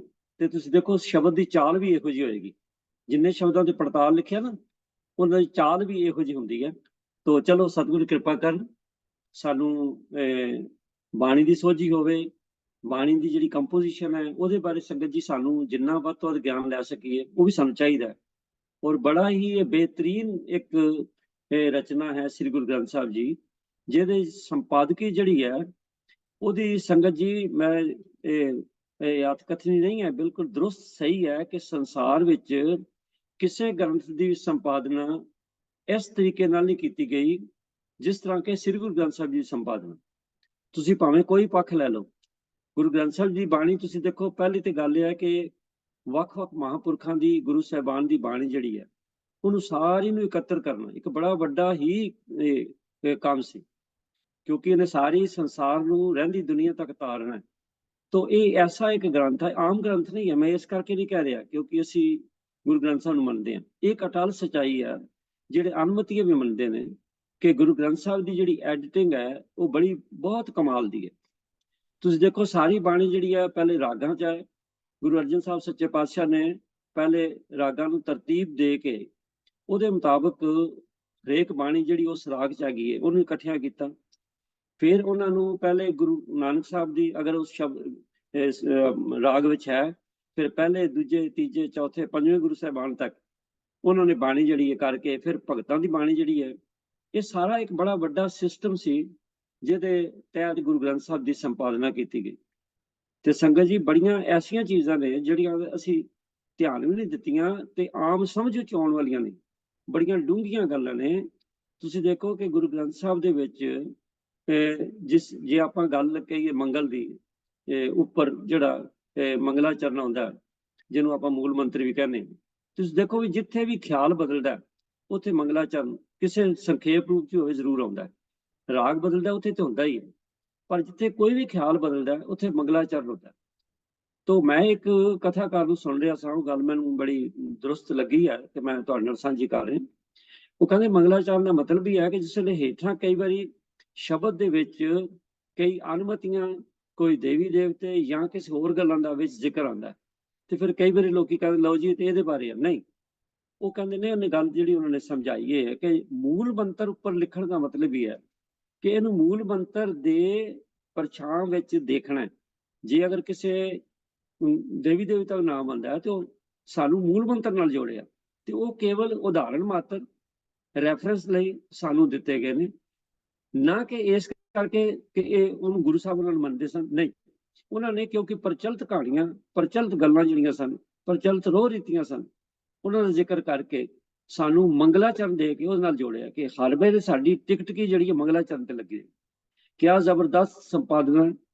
ਔਰ ਉਸ ਤੋਂ ਬਾਅਦ ਹਰੇਕ ਸ਼ਬਦ ਦੇ ਬਾਅਦ ਕਿੰਨੇ ਬੰਦ ਨੇ ਉਸ ਸ਼ਬਦ ਵਿੱਚ, ਉਹਦਾ ਸਾਨੂੰ ਸਾਹਮਣੇ ਹਿੰਦਸਾ ਆਉਂਦਾ। ਉਸ ਤੋਂ ਬਾਅਦ ਉਸ ਬਾਣੀਕਾਰ ਦੇ ਕਿਤਨਾ ਸ਼ਬਦ ਉਹਦਾ ਆਉਂਦਾ। ਉਸ ਤੋਂ ਬਾਅਦ ਉਸ ਸ਼ਬਦ ਜਾਂ ਉਸ ਖਿਆਲ ਦੇ ਟੋਟਲ ਜਿਹੜੇ ਹੁਣ ਤੱਕ ਸ਼ਬਦ ਆਏ ਨੇ ਉਹਨਾਂ ਦਾ ਜੋੜ ਆਉਂਦਾ ਹੈ। ਇਹ ਸਾਰਾ ਇਸ ਕਰਕੇ ਕਿ ਬਾਣੀ ਵਿੱਚ ਕੋਈ ਰਲ ਗੱਡ ਨਾ ਕਰ ਸਕੇ, ਕੋਈ ਹੋਰ ਚੀਜ਼ ਨਾ ਮਿਲਾਈ ਜਾ ਸਕੇ। ਇਸੇ ਕਰਕੇ ਜਿਹੜੇ ਪੈਰਾਗ੍ਰਾਫਸ ਦੇ ਸਟੈਂਜ਼ਾਸ ਨੇ ਉਹਨਾਂ ਦੇ ਵੀ ਗਿਣਤੀ ਦਿੱਤੀ ਗਈ ਹੈ ਵੀ ਇਸ ਸ਼ਬਦ ਦੇ ਇੰਨੇ ਨੇ। ਆਪਾਂ ਦੇਖਦੇ ਹਾਂ ਅਖੀਰ ਤੇ ਲਿਖਣ ਦੇ 4, 5 ਉਹ, ਤੇ ਉਸ ਤੋਂ ਬਾਅਦ ਫਿਰ ਜਿਸ ਤਰ੍ਹਾਂ ਮੈਂ ਬੇਨਤੀ ਕੀਤੀ, ਤੋ ਇਹ ਬੜੀ ਲੰਬੀ ਇੱਕ ਤਰਤੀਬ ਹੈ, ਬੜੀ ਵਾਰੀ ਪੜ੍ਹਿਆ ਹੈ, ਉਸ ਤੋਂ ਨਵੀਂ ਤੋਂ ਨਵੀਂ ਗੱਲ ਲੱਭਦੀ। ਤੋ ਮੈਂ ਸਿਰਫ ਇਹ ਦੱਸਣਾ ਚਾਹੁੰਦਾ, ਬੇਨਤੀ ਕਰਨੀ ਚਾਹੁੰਦਾ ਕਿ ਗੁਰੂ ਗ੍ਰੰਥ ਸਾਹਿਬ ਦੀ ਸੰਪਾਦਨਾ ਜਿਹੜੀ ਹੈ ਉਹ ਬਹੁਤ ਹੀ ਕਮਾਲ ਦੀ, ਬਹੁਤ ਹੀ ਕਮਾਲ ਦੀ। ਹੋਰ ਬੜੀਆਂ ਗੱਲਾਂ ਨੇ ਜਿਹੜੀਆਂ ਆਪਾਂ ਗਾਏ ਬਗਾਏ ਵਿਚਾਰਦੇ ਰਹਿੰਦੇ, ਤੇ ਸਤਿਗੁਰੂ ਕਿਰਪਾ ਕਰਨ ਅੱਗੋਂ ਵਿਚਾਰਦੇ ਰਹਾਂਗੇ। ਪਰ ਮੈਂ ਸਿਰਫ ਇਹ ਗੱਲਾਂ ਇਸ ਕਰਕੇ ਤੁਹਾਡੇ ਨਾਲ ਸਾਂਝੀਆਂ ਕਰ ਰਿਹਾ ਕਿ ਸਾਨੂੰ ਗੁਰੂ ਗ੍ਰੰਥ ਸਾਹਿਬ ਨੂੰ ਇੱਕ ਆਮ ਗ੍ਰੰਥ ਨਹੀਂ ਹੈ ਜੇ ਇਹਨੂੰ ਸ਼ਬਦ ਗੁਰੂ ਦਾ ਦਰਜਾ ਦਿੱਤਾ ਗਿਆ। ਅਗਰ ਇਹ ਸਾਡੇ ਸ਼ਬਦ ਗੁਰੂ ਨੇ ਤੇ ਇਹਨਾਂ ਬਾਰੇ ਸਾਨੂੰ ਜਿੰਨੀ ਜਾਣਕਾਰੀ ਹੋਵੇ, ਔਰ ਹੈ ਵੀ ਕਿਉਂਕਿ ਕਮਾਲ ਦੀ ਜਾਣਕਾਰੀ ਹੈ, ਤਾਂ ਉਹ ਸਾਨੂੰ ਹੋਣੀ ਚਾਹੀਦੀ ਹੈ। ਤੇ ਆਪਾਂ ਕੋਸ਼ਿਸ਼ ਕਰੀਏ ਕਿ ਸਿਰਫ ਇਹ ਨਹੀਂ ਕਿ ਆਪਾਂ ਨਿਤਨੇਮ ਦਾ ਪਾਠ ਕਰ ਲਿਆ ਤਾਂ ਬੜਾ, ਉਹ ਤੇ ਸਾਡਾ ਇੱਕ ਰੋਜ਼ਾਨਾ ਦਾ ਨਿਯਮ ਹੈ, ਡਿਸਪਲਿਨ। ਨਹੀਂ ਤੇ ਹਰੇਕ ਸਿੱਖ ਨੂੰ ਚਾਹੀਦਾ ਕਿ ਗੁਰਬਾਣੀ ਜਿਹੜੀ ਹੈ ਉਹਨੂੰ ਸਮਝਣ ਲਈ, ਔਰ ਗੁਰਬਾਣੀ ਦੇ ਨਾਲ ਰਿਲੇਟਡ ਜਿਹੜੇ ਸਬਜੈਕਟ ਨੇ, ਵਿਸ਼ੇ ਨੇ, ਉਹਨਾਂ ਨੂੰ ਸਮਝਣਾ ਬੜਾ ਜ਼ਰੂਰੀ ਹੈ। ਤੇ ਕੁਝ ਸਮਾਂ ਪਹਿਲੇ ਐਸਾ ਹੁੰਦਾ ਸੀ ਕਿ ਗੁਰਦੁਆਰਾ ਸਾਹਿਬਾਨ ਵਿੱਚ ਗੁਰਬਾਣੀ ਦੀ ਸੰਥਿਆ ਜਿਹੜੇ ਸੇਵਾ ਕਰਦੇ ਸਨ ਗ੍ਰੰਥੀ ਸਿੰਘ ਉਹ ਦਿਆ ਕਰਦੇ ਸਨ। ਉਹ ਇੱਕ ਬੜਾ ਚੰਗਾ ਰੁਝਾਨ ਸੀ, ਜਿਹੜਾ ਹੁਣ ਸਾਡਾ ਪੈਸੇ ਦੀ ਦੌੜ ਮਗਰ ਲੱਗ ਕੇ, ਫੈਸ਼ਨ ਦੀ ਦੌੜ ਮਗਰ ਲੱਗ ਕੇ, ਸਾਡੇ ਕੋਲ ਸਮਾਂ ਘੱਟ ਗਿਆ ਨਾ, ਕਿਉਂਕਿ ਹੋਰ ਬੜੇ ਕੁਝ ਕੰਮ ਕਰਨਾ ਹੈ, ਇਹ ਕਿਹੜਾ ਕੰਮ ਜ਼ਰੂਰੀ ਰਹਿ ਗਿਆ। ਉਧਰ ਧਿਆਨ ਹੀ ਨਹੀਂ ਰਿਹਾ, ਨਾ ਸਾਡਾ ਧਿਆਨ ਰਿਹਾ ਸੰਗਤਾਂ ਦਾ, ਨਾ ਪ੍ਰਬੰਧਕਾਂ ਦਾ, ਨਾ ਪ੍ਰਚਾਰਕਾਂ ਦਾ। ਅਸੀਂ ਸਾਰੇ ਮਾਇਆ ਮਗਰ ਦੌੜੇ। ਤਾਂ ਲੋੜ ਹੈ ਹਰੇਕ ਗੁਰਦੁਆਰਾ ਸਾਹਿਬ ਵਿਖੇ ਗੁਰਬਾਣੀ ਦੀ ਸੰਥਿਆ ਦਾ ਪ੍ਰਬੰਧ ਕੀਤਾ ਹੋਵੇ, ਜਿੱਥੋਂ ਸੰਗਤ ਕਰ ਸਕੇ। ਉਸ ਤੋਂ ਇਲਾਵਾ ਕਈ ਸੰਥਿਆ ਕਲਾਸਿਸ ਜਿਹੜੀਆਂ ਨੇ ਉਹ ਵੀ ਲੱਗਦੀਆਂ ਨੇ, ਕੋਈ ਜ਼ੂਮ ਤੇ, ਕੋਈ ਸਕਾਈਪ ਤੇ, ਜਾਂ ਉਸ ਤਰ੍ਹਾਂ ਇਨ ਪਰਸਨ। ਮੇਰੀ ਬੇਨਤੀ ਹੈ ਕਿ ਸਾਨੂੰ ਗੁਰਬਾਣੀ ਸੰਥਿਆ ਵੱਲ ਧਿਆਨ ਦੇਣ ਦੀ ਲੋੜ ਹੈ। ਮੈਂ ਇਹ ਗੱਲਾਂ ਤੁਹਾਡਾ ਸਮਾਂ ਤਾਂ ਲੈ ਰਿਹਾ, ਮੈਨੂੰ ਖਿਮਾ ਕਰਨਾ ਕਿ ਇਸ ਪਲੇਟਫਾਰਮ ਤੇ ਸਾਰੇ ਵਿਚਾਰਵਾਨ ਬੈਠੇ ਨੇ, ਤੇ ਇਸ ਕਰਕੇ ਅਸੀਂ ਇਹ ਵਿਚਾਰ ਕਰੀਏ ਕਿ ਗੁਰਬਾਣੀ ਦੀ ਸੰਥਿਆ ਕਿੰਨੀ ਕੁ ਜ਼ਰੂਰੀ ਹੈ। ਤਾਂ ਮੈਨੂੰ ਖਿਮਾ ਕਰ ਦੇਣਾ, ਮੈਂ ਤੁਹਾਡਾ ਸਮਾਂ ਲਿਆ। ਮੈਂ ਅਗਲੇ ਸਵਾਲ ਵੱਲ ਚੱਲਦਾ ਜੀ, ਤੇ ਬੇਨਤੀ ਕਰਾਂਗਾ ਡਾਕਟਰ ਤੇਜਿੰਦਰ ਸਿੰਘ ਜੀ ਨੂੰ ਵੀ ਅਗਲਾ ਸਵਾਲ ਤੁਹਾਡੇ ਹਿੱਸੇ ਹੈ, ਤੇ ਮੈਂ ਸਵਾਲ ਪੜ੍ਹ ਦੇਣਾ ਜੀ। ਸਵਾਲ ਕਰਤਾ ਨੇ ਪੁੱਛਿਆ, ਇਹ ਸਵਾਲ ਕਰਤਾ ਨੇ ਸਰ ਜੈਮਲ ਸਿੰਘ ਜੀ ਬਾਰਾਮੂਲਾ ਕਸ਼ਮੀਰ ਤੋਂ। ਉਹ ਕਹਿੰਦੇ ਚੌਪਈ ਦਾ ਭਾਵ ਕੀ ਹੈ? ਇਹਦਾ ਮਤਲਬ ਮੈਂ ਸਮਝਾ ਕਿ ਇਹ ਹੋਏਗਾ ਕਿ ਉਹਦਾ ਲਿਟਰਲ ਮੀਨਿੰਗ ਕੀ ਹੈ, ਸਾਹਿਤਕ ਤੌਰ ਤੇ ਚੌਪਈ ਕਿਹਨੂੰ ਕਹਿੰਦੇ ਨੇ। ਇੱਕ, ਚੌਪਈ ਕੀ ਹੈ? ਦੂਜਾ ਕਹਿੰਦੇ ਕਿਆ ਸਿੱਖੀ ਦੇ ਪ੍ਰਚਾਰ ਪ੍ਰਸਾਰ ਵਿੱਚ ਇਹਦਾ ਕੀ ਰੋਲ ਹੈ? ਤੋ ਮੈਂ ਬੇਨਤੀ ਕਰ ਰਿਹਾ ਡਾਕਟਰ ਸਾਹਿਬ ਤੇਜਿੰਦਰ ਸਿੰਘ ਜੀ, ਅਨਮਿਊਟ ਕਰ ਲਓ ਔਰ ਸੰਗਤਾਂ ਨੂੰ ਇਹਦੇ ਬਾਰੇ ਚਾਨਣਾ ਪਾਓ। ਵਾਹਿਗੁਰੂ ਜੀ ਕਾ ਖਾਲਸਾ, ਵਾਹਿਗੁਰੂ ਜੀ ਕੀ ਫਤਿਹ। ਚੌਪਈ ਦੇ ਸੰਕਲਪ ਨੂੰ ਸਮਝਣ ਵਾਸਤੇ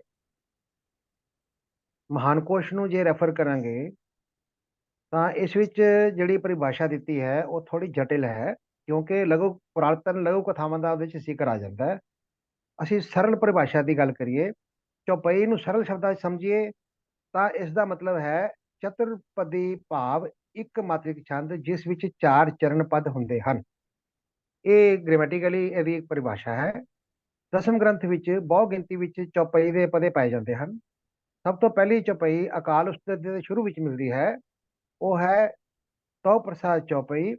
ਪ੍ਰਣਵੇ ਆਦਿ ਏਕੰਕਾਰਾ, ਜਲ ਥਲ ਮਈਲ ਕੀਓ ਪਸਾਰਾ, ਆਦ ਪੁਰਖ ਅਵਗਤ ਅਬਿਨਾਸੀ, ਲੋਕ ਚਤੁਰ ਦਸ ਜੋਤ ਪ੍ਰਕਾਸ਼ੀ।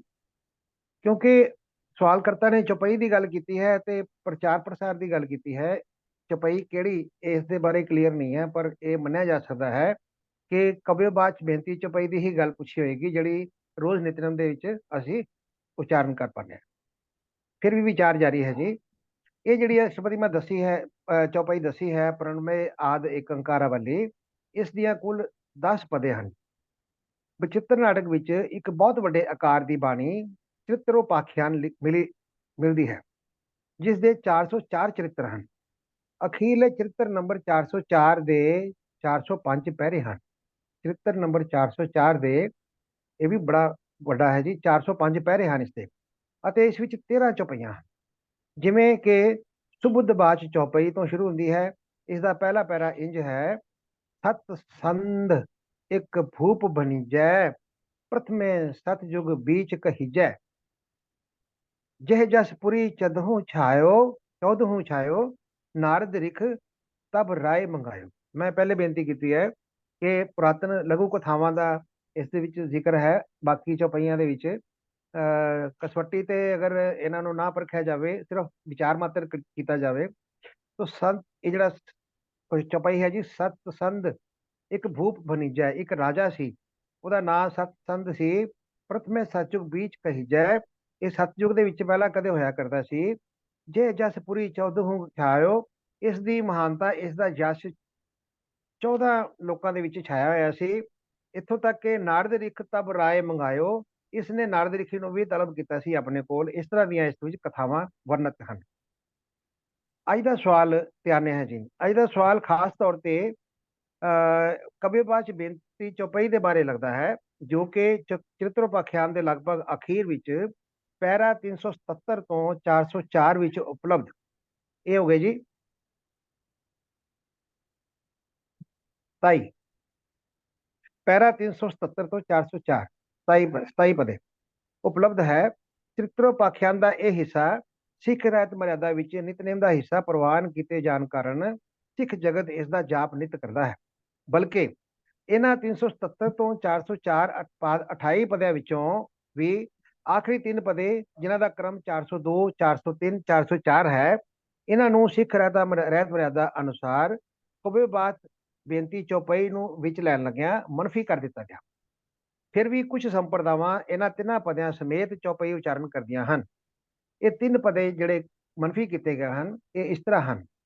402 कृपा करी हम पर जगमाता, ग्रंथ करा पूर्ण सुभराता, किलबिख सकल दुख को हरता, दुष्ट दोखियन को क्षय करता। ਇਹ ਜਿਹੜੇ 3 ਪਦੇ ਨੇ, ਇਹ ਕਿਤੇ ਹਜੂਰ ਸਾਹਿਬ ਜਾਂ ਹੋਰ ਸੰਪਰਦਾਵਾਂ ਪੜ੍ਹਦੀਆਂ ਨੇ, ਪਰ ਸਿੱਖ ਰਹਿਤ ਮਰਿਆਦਾ ਦੇ ਵਿੱਚ ਇਹ ਮਨਫੀ ਨੇ। ਦੂਸਰਾ 403 ਵਾਲਾ ਹੈ ਜੀ, ਸਿਰਿਅਸ ਦੂਜਾ ਭੈ ਦਿਆਲਾ, ਪੂਰਨ ਕਰਾ ਗ੍ਰੰਥ ਤਤਕਾਲਾ, ਮਨ ਬਾਛਤ ਫਲ ਪਾਵੇ ਸੋਈ, ਦੁਖ ਨ ਤਿਸੈ ਵਿਆਪਤ ਹੋਈ। ਫਿਰ 404 ਅੜਿਲ, सुने गुंग जो याह सुरचना पावई, सुने मूढ़ चित लाए चित्रता आवई, दुख दर्द पाओ निकट न तिन नरक कहे, है जो या की एक बार चौपई को कहे। ਇੱਥੇ ਕਬਿਓਬਾਚ ਬੇਨਤੀ ਚੌਪਈ ਦੀ ਸਮਾਪਤੀ ਹੁੰਦੀ ਹੈ, ਕਿਉਂਕਿ ਕੁਝ ਸੰਪਰਦਾਵਾਂ ਜਿਵੇਂ ਹਜੂਰ ਸਾਹਿਬ ਮੈਂ ਬੇਨਤੀ ਕੀਤੀ, ਇਸ ਦਾ ਉਚਾਰਨ ਕਰਦੀਆਂ ਹਨ। ਤੇ ਇਸ ਤੋਂ ਬਾਅਦ ਅਗਲਾ ਵੀ ਇੱਕ ਚੌਪਈ ਦਾ ਪਦਾ ਹੈ, ਉਹ ਕਬਿਓਬਾਚ ਤੋਂ ਐਡੀਸ਼ਨਲ ਹੈ, ਬਾਅਦ ਵਿੱਚ ਅਖੀਰ ਤੇ 405 ਹੈ। ਇਹ ਹੈ ਸੰਬਤ 17 सहस बनीजै, अर्ध सहस पुन 3 कहीजै, भाद्र सुदी अष्टमी रविवारा, 3 ग्रंथ सुधारा। ਇੱਥੇ ਕੈਲੰਡਰ ਦੀ ਗੱਲ ਹੈ ਕਿ 1700 ਸੰਮਤ ਕਹੋ, ਫਿਰ ਅੱਧਾ 100 ਜੋੜੋ, ਫਿਰ 3 ਕਹੋ, 1753 ਵਿਕਰਮੀ ਹੋ ਗਿਆ, ਭਾਦੋਂ ਮਹੀਨੇ ਦੀ ਸੁਦੀ 8ਵੀਂ ਐਤਵਾਰ ਸਤਲੁਜ ਦੇ ਕਿਨਾਰੇ ਇਸ ਤਰ੍ਹਾਂ ਇਤਿਹਾਸਕ ਪੱਖ ਵਿੱਚ ਲਿਖਿਆ ਗਿਆ ਹੈ, ਪਰ ਇਹ ਰਹਿਤ ਮਰਿਆਦਾ ਦੇ ਵਿੱਚ ਸ਼ਾਮਲ ਨਹੀਂ। ਇਵੇਂ ਸਿੱਖ ਰਹਿਤ ਮਰਿਆਦਾ ਦੇ ਵਿੱਚ ਕਵਿਵਾਜ ਬੇਨਤੀ ਦੀਆਂ ਪਦਾਂ 377 ਤੋਂ 401 ਅਰਥਾਤ 25 ਪਦੇ ਹੀ ਰਹਿ ਜਾਂਦੇ ਹਨ। ਹੁਣ ਇਹ ਵੀ ਨੋਟ ਕੀਤਾ ਗਿਆ ਹੈ ਕਿ ਚੌਪਈ ਦੇ ਇਹਨਾਂ 25 ਪਦਿਆਂ ਦੇ ਕ੍ਰਮ ਨੂੰ 377 ਤੋਂ 401 ਦੀ ਬਜਾਏ ਅੱਜ ਦੇ ਜਿਹੜੇ ਗੁਟਕੇ ਤੁਸੀਂ ਵੇਖੋ, ਸੁੰਦਰ ਗੁਟਕਾ, ਨਿਤਨੇਮ ਦਾ ਗੁਟਕਾ ਵੇਖੋ, ਉਸ ਦੇ ਵਿੱਚ ਇਹ ਨੰਬਰ ਬਦਲ ਦਿੱਤੇ ਗਏ ਹਨ। ਕਿਹਨੇ ਬਦਲੇ ਹਨ, ਕਿਉਂ ਬਦਲੇ ਹਨ, ਇਸ ਦੀ ਜਸਟੀਫਿਕੇਸ਼ਨ ਕੋਈ ਨਹੀਂ। 377 ਤੋਂ 401 ਦੀ ਜਗ੍ਹਾ 1 ਤੋਂ 25 ਲਿਖ ਦਿੱਤਾ ਗਿਆ ਹੈ।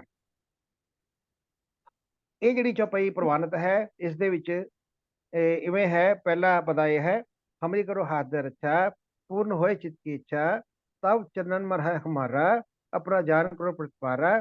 ਅਤੇ ਇਸ ਚੌਪਈ ਦਾ 25ਵਾਂ ਪਦਾ ਹੈ ਜੀ, ਖੜਕ ਕੀਤ ਮੈਂ ਸ਼ਰਨ ਤਿਹਾਰੀ, ਆਪ ਹਾਥ ਦੇ ਲਿਓ ਉਬਾਰੀ, ਸਰਵ ਠੋਰ ਮੋਹ ਸਹਾਈ, ਦੁਸ਼ਟ ਰੋਗ ਤੇ ਲਹਿ ਬਚਾਈ। ਇਹਨਾਂ 25 ਪਦਿਆਂ ਵਿੱਚ ਤੁਸੀਂ ਵੇਖਦੇ ਹੋ ਸੁਖ ਸਮਰਿੱਧੀ, ਰੱਖਿਆ ਅਤੇ ਬਖਸ਼ਿਸ਼ ਦੀ ਬੇਨਤੀ ਦੀ ਭਾਵਨਾ ਹੋਣ ਕਰਕੇ ਅਤੇ ਇਸ ਦੇ ਪ੍ਰਮਾਣਿਤ ਸਿੱਖ ਰਹਿਤ ਮਰਿਆਦਾ ਵਿੱਚ ਸ਼ਾਮਲ ਹੋਣ ਕਰਕੇ ਸਿੱਖ ਸੰਗਤਾਂ ਇਸ ਦਾ ਨਿਤਾ ਪ੍ਰਤੀ ਜਾਪ ਕਰਦੀਆਂ ਹਨ ਅਤੇ ਇਸ ਦੇ ਜਾਪ ਨਾਲ ਸੁੱਖ ਅਤੇ ਸੁਰੱਖਿਆ ਦੀ ਆਸਥਾ ਕਰਦੀਆਂ ਹਨ। ਜੇ ਗੁਰਬਾਣੀ ਦੇ ਸੰਦਰਭ ਵਿੱਚ ਗੱਲ ਕਰੀਏ ਤਾਂ ਹੁਕਮ ਹੈ, ਸਭ ਵਡਿਆਈਆਂ ਹਰ ਨਾਮ ਵਿੱਚ, ਹਰ ਗੁਰਮੁਖ ਧਿਆਈਐ, ਜੇ ਵਸਤ ਮੰਗੀਐ ਸਾਈ ਪਾਈਐ, ਜੇ ਨਾਮ ਚਿਤ ਲਾਈਏ। ਬਿਲਾਵਲ ਮਹਲਾ ਤੀਜਾ, ਪੰਨਾ 850। ਮਹਾਰਾਜ ਦਾ ਹੁਕਮ ਹੈ ਤੀਸਰੇ ਪਾਤਸ਼ਾਹ ਦਾ, ਗੁਰੂ ਅਮਰਦਾਸ ਜੀ ਦਾ, ਕਿ ਨਾਮ ਦੇ ਵਿੱਚ ਹੀ ਸਾਰੀਆਂ ਵਡਿਆਈਆਂ ਹਨ, ਨਾਮ ਦੇ ਵਿੱਚ ਹੀ ਸਾਰੇ ਸੁੱਖ ਹਨ। ਜੋ ਵੀ ਚਾਹੁੰਦੇ ਹੋ ਨਾਮ ਨਾਲ ਪ੍ਰਾਪਤੀ ਹੈ, ਨਾਮ ਵਡਮੁੱਲਾ ਹੈ। ਵਿਰਾਜਤ ਰਾਮ ਕੋ ਪ੍ਰਤਾਪ, ਆਦ ਵਿਆਦ ਉਪਾਦ ਸਭ ਨਾਸੀ, ਬਿਨਸੈ ਤਿਨੈ ਤਾਪ। ਸਾਰੰਗ ਮਹਲਾ ਪੰਜਵਾਂ, ਪੰਨਾ 1223। ਵਿਰਾਜਤ ਰਾਮ ਕੋ ਪ੍ਰਤਾਪ, ਰਾਮ ਦੇ ਚਰਨਾਂ ਵਿੱਚ ਵਿਰਾਜਮਾਨ ਹੋਣ ਨਾਲ ਉਸ ਦੀ ਮਹਿਮਾ, ਉਸ ਦੀ ਬਖਸ਼ਿਸ਼ ਮਿਲਦੀ ਹੈ। ਆਦ ਵਿਆਦ ਉਪਾਦ ਸਭ ਨਾਸੀ, ਹਰ ਤਰ੍ਹਾਂ ਦੇ ਰੋਗ ਕੱਟੇ ਜਾਂਦੇ ਹਨ ਤੇ ਤਿੰਨੋਂ ਤਾਪ ਦਾ ਨਿਵਾਰਨ ਹੋ ਜਾਂਦਾ ਹੈ। ਫਿਰ ਗੁਰਬਾਣੀ ਦੇ ਵਿੱਚ ਅਸੀਂ ਪੜ੍ਹਦੇ ਹਾਂ, ਗੁਰਪੂਰਾ ਪਾਇਓ ਮੇਰੇ ਭਾਈ, ਰੋਗ ਸੋਗ ਸਭ ਦੁੱਖ ਵਿਨਾਸ਼ੇ, ਸਤਿਗੁਰ ਕੀ ਸਰਨਾਈ। ਆਸਾ ਮਹਲਾ ਪੰਜਵਾਂ, 443 ਅੰਗ, 443 ਪੰਨਾ। ਗੁਰਪੂਰਾ ਪਾਇਓ ਮੇਰੇ ਭਾਈ, ਰੋਗ ਸੋਗ ਸਭ ਦੁੱਖ ਵਿਨਾਸ਼ੇ। ਗੁਰਬਾਣੀ ਦੇ ਵਿੱਚ ਗੁਰਬਾਣੀ ਦੀ ਆਸਥਾ ਰੱਖਣ ਵਾਲਿਆਂ ਨੂੰ ਸੁੱਖ ਸਮਰਿੱਧੀ ਦੀ ਬੇਨਤੀ ਜਾਂ ਅਰਦਾਸ ਦੀ ਸੁਵਿਧਾ ਉਪਲਬਧ ਹੈ। ਹਿਰਦੈ ਸਾਚ ਵਸੈ ਹਰਿ ਨਾਏ, ਕਾਲ ਨਾ ਜੋ ਸਕੇ ਗੁਣ ਗਾਏ। ਜਿਹੜੇ ਪਰਮਾਤਮਾ ਦਾ ਗੁਣ ਗਾਉਂਦੇ ਹਨ ਉਹਨਾਂ ਨੂੰ ਕਾਲ ਵੀ ਨਹੀਂ ਤਰਾਸਦਾ। ਗੌੜੀ ਮਹੱਲਾ ਪਹਿਲਾ, ਪੰਨਾ 227। ਗੌੜੀ ਸੁਖਮਨੀ ਮਹੱਲਾ ਪੰਜਵਾਂ। ਸਾਰੀ ਸੁਖਮਨੀ ਸਾਹਿਬ ਪੜ੍ਹ ਲਓ ਅਤੇ ਹੋਰ ਅਨੇਕ ਪਾਵਨ ਸ਼ਬਦ ਸਾਨੂੰ ਗੁਰ ਪਰਮੇਸ਼ਰ ਦੀ ਨਿਕਟਤਾ ਅਤੇ ਬਖਸ਼ਿਸ਼ ਦਾ ਭਰੋਸਾ ਦ੍ਰਿੜ ਕਰਵਾਉਂਦੇ ਹਨ। ਸਾਰੀ ਗੁਰਬਾਣੀ ਮਿਸ਼ਰੀ ਨਿਆਈ ਹੈ, ਜਿਸ ਪਾਸੋਂ ਮਰਜ਼ੀ ਰਸ ਲਵੋ, ਆਨੰਦ ਚਿੱਤ ਰਹਿਣਾ ਸੁਨਿਸ਼ਚਿਤ ਹੁੰਦਾ ਹੈ। ਨਿਸ਼ਕਰਸ਼ ਇਹ ਹੈ ਕਿ ਕਿਸੇ ਵੀ ਭਾਸ਼ਾ ਜਾਂ ਸ਼ਬਦਾਵਲੀ ਵਿੱਚ ਅਕਾਲ ਪੁਰਖ ਦੀ ਪ੍ਰੇਮਮਈ ਯਾਦ ਵਿੱਚ ਉਸ ਨੂੰ ਹਾਜ਼ਰ ਨਾਜ਼ਰ ਜਾਣ ਕੇ ਉਸ ਦੇ ਨਾਮ ਦਾ ਸਿਮਰਨ, ਗੁਰਬਾਣੀ ਦੇ ਪ੍ਰਕਾਸ਼ ਵਿੱਚ ਜੀਵਨ ਬਤੀਤ ਕਰਨਾ, ਗੁਰਸਿੱਖ ਦੀ ਗੁਰਮਤਿ ਰਹਿਣੀ ਉਸ ਦੇ ਮਨ ਤਨ ਦੇ ਨਿਹਾਲ ਰੱਖਣ ਦੀ ਕੁੰਜੀ ਹੈ। ਇਹਨਾਂ ਸ਼ਬਦਾਂ ਨਾਲ ਭੁੱਲਾਂ ਚੁੱਕਾਂ ਦੀ ਖਿਮਾ ਕਰਨਾ ਜੀ। ਵਾਹਿਗੁਰੂ ਜੀ ਕਾ ਖਾਲਸਾ, ਵਾਹਿਗੁਰੂ ਜੀ ਕੀ ਫਤਿਹ। ਬਿਲਕੁਲ ਠੀਕ ਹੈ ਜੀ। ਸਾਰੇ ਸੁੱਖਾਂ ਦੀ ਕੁੰਜੀ ਵਾਹਿਗੁਰੂ ਜੀ ਦਾ ਨਾਮ ਹੀ। ਜੀ ਕੀ ਵਿਰਥਾ ਹੋਏ ਸੋ ਗੁਰ ਕੈ ਅਰਦਾਸ ਕਰ। ਤੋ ਸਾਨੂੰ ਚੇਚੇ ਤੌਰ ਤੇ ਕਈ ਜੋੜਿਆ ਜਾਂਦਾ ਵੀ ਇਹ ਸ਼ਬਦ ਉਸ ਸਮੇਂ ਲਈ ਹੈ, ਉਸ ਸਮੇਂ ਲਈ, ਔਰ ਕਈ ਤੇ ਗੁਟਕੇ ਵੀ ਇਹੋ ਜਿਹੇ ਛਪ ਗਏ ਨੇ ਜਿਹਨਾਂ ਉੱਤੇ ਲਿਖਿਆ ਹੁੰਦਾ। ਤੋ ਖੈਰ ਉਸ ਪਾਸੇ ਮੈਂ ਨਹੀਂ ਜਾਂਦਾ ਜੀ। ਡਾਕਟਰ ਸਾਹਿਬ ਆਪ ਜੀ ਦਾ ਧੰਨਵਾਦ ਹੈ। ਤੋ ਸੰਗਤ ਜੀ ਮੈਂ ਬੇਨਤੀ ਕਰਦੇ ਹਾਂ ਕਿ ਬਹੁਤ ਸਾਰੀਆਂ ਐਸੀਆਂ ਗੱਲਾਂ ਨੇ ਜਿਹੜੀਆਂ ਸਿੱਖ ਪੰਥ ਵਿੱਚ ਫੈਸਲਾ ਹੋਣੋਂ ਰਹਿ ਗਈਆਂ ਨੇ, ਔਰ ਇੰਨਾ ਸਮਾਂ ਬੀਤਣ ਤੋਂ ਬਾਅਦ ਹੀ ਫੈਸਲਾ ਨਹੀਂ ਹੋਇਆ। ਹੁਣ ਸਿੱਖ ਰਹਿਤ ਮਰਿਆਦਾ ਨੂੰ ਲਾਗੂ ਹੋਇਆ ਦੇਖੋ ਜੀ 7 ਦਹਾਕੇ ਤੇ ਹੋ ਹੀ ਗਏ ਨੇ ਤੇ ਅਜੇ ਤੱਕ ਕਈ ਚੀਜ਼ਾਂ ਦਾ ਫੈਸਲਾ ਨਹੀਂ ਹੋਇਆ, ਜਿਸ ਕਰਕੇ ਇਹੋ ਜਿਹੇ ਸਵਾਲ ਆਣੇ ਵੀ ਸਹਿਬਲ ਨੇ ਔਰ ਉਹਨਾਂ ਦਾ ਉੱਤਰ ਵੀ ਸਾਨੂੰ ਦੇਣਾ ਪੈਂਦਾ। ਜਿੰਨਾ ਚਿਰ ਉਹ ਚੀਜ਼ ਠੀਕ, ਜਿੰਨਾ ਉਹਦਾ ਪੂਰਾ ਪੰਥਕ ਫੈਸਲਾ ਨਹੀਂ ਹੁੰਦਾ, ਕੋਈ ਗੁਰਮਤਾ ਨਹੀਂ ਬਣਦਾ। ਤੋ ਇਹੋ ਜਿਹੇ ਕਈ ਐਸੇ ਇਸ਼ੂ ਨੇ ਕਾਇਮ ਅਸੀਂ ਇਸ ਪਲੇਟਫਾਰਮ ਤੇ ਡਿਸਕਸ ਕਰਦੇ ਰਹਿੰਦੇ ਹਾਂ। ਉਸੇ ਤਰ੍ਹਾਂ ਜਿਸ ਵੇਲੇ ਇਹ ਰਹਿਤ ਮਰਿਆਦਾ ਫਾਈਨਲ ਹੋਈ ਹੈ ਤੇ ਆਪਾਂ ਦੇਖਦੇ ਹਾਂ ਉਹਦੇ ਬਾਹਰ ਹੀ ਦੱਸਿਆ ਕਿ ਕਿੰਨਾ ਲੰਬਾ ਸਮਾਂ ਜਿਹੜਾ ਉਹ ਸੁਝਾਅ ਮੰਗੇ ਗਏ, ਵਿਚਾਰਾਂ ਕੀਤੀਆਂ ਗਈਆਂ, ਫਿਰ ਪੰਥਕ ਏਕਤਾ ਨੂੰ ਸਾਹਮਣੇ ਰੱਖਦਿਆਂ ਕੁਝ ਗੱਲਾਂ ਤੇ ਸਹਿਮਤੀ ਪ੍ਰਗਟ ਕੀਤੀ ਗਈ ਤੇ ਉਹਦੇ ਵਿੱਚ ਵੀ ਇਹ ਜਿਹੜਾ ਅੱਜ ਦਾ ਸਵਾਲ ਆਇਆ ਹੈ, ਜਿਵੇਂ ਡਾਕਟਰ ਸਾਹਿਬ ਨੇ ਦੱਸਿਆ ਕਿ ਉਹਦੇ 'ਚ ਜਿਹੜੇ 25 ਬੰਦ ਨੇ ਜੇ ਉਹ ਲੈ ਕੇ, ਹਾਲਾਂਕਿ ਉਹ ਬੜੀ ਲੰਬੀ ਰਚਨਾ ਹੈ, ਕੁਝ 25 ਬੰਦ ਲੈ ਕੇ ਉਸ ਮਰਿਆਦਾ 'ਚ ਲਿਖੇ ਗਏ। ਤੋ ਖੈਰ ਜਿੰਨਾ ਚਿਰ ਸਿੱਖ ਰਹਿਤ ਮਰਿਆਦਾ 'ਚ ਕੋਈ ਤਬਦੀਲੀ ਨਹੀਂ ਹੁੰਦੀ, ਉਹਦੇ ਬਾਰੇ ਆਪਾਂ ਕੋਈ ਕਿਸੇ ਕਿਸਮ ਦਾ ਕੋਈ ਵੀ ਗੱਲ ਜਿਹੜੀ ਉਹ ਨਹੀਂ ਕਰ ਸਕਦਾ, ਕਿਉਂਕਿ ਪੰਥਕ ਏਕਤਾ, ਕੌਮ ਦੀ ਏਕਤਾ ਬੜੀ ਜ਼ਰੂਰੀ ਹੈ।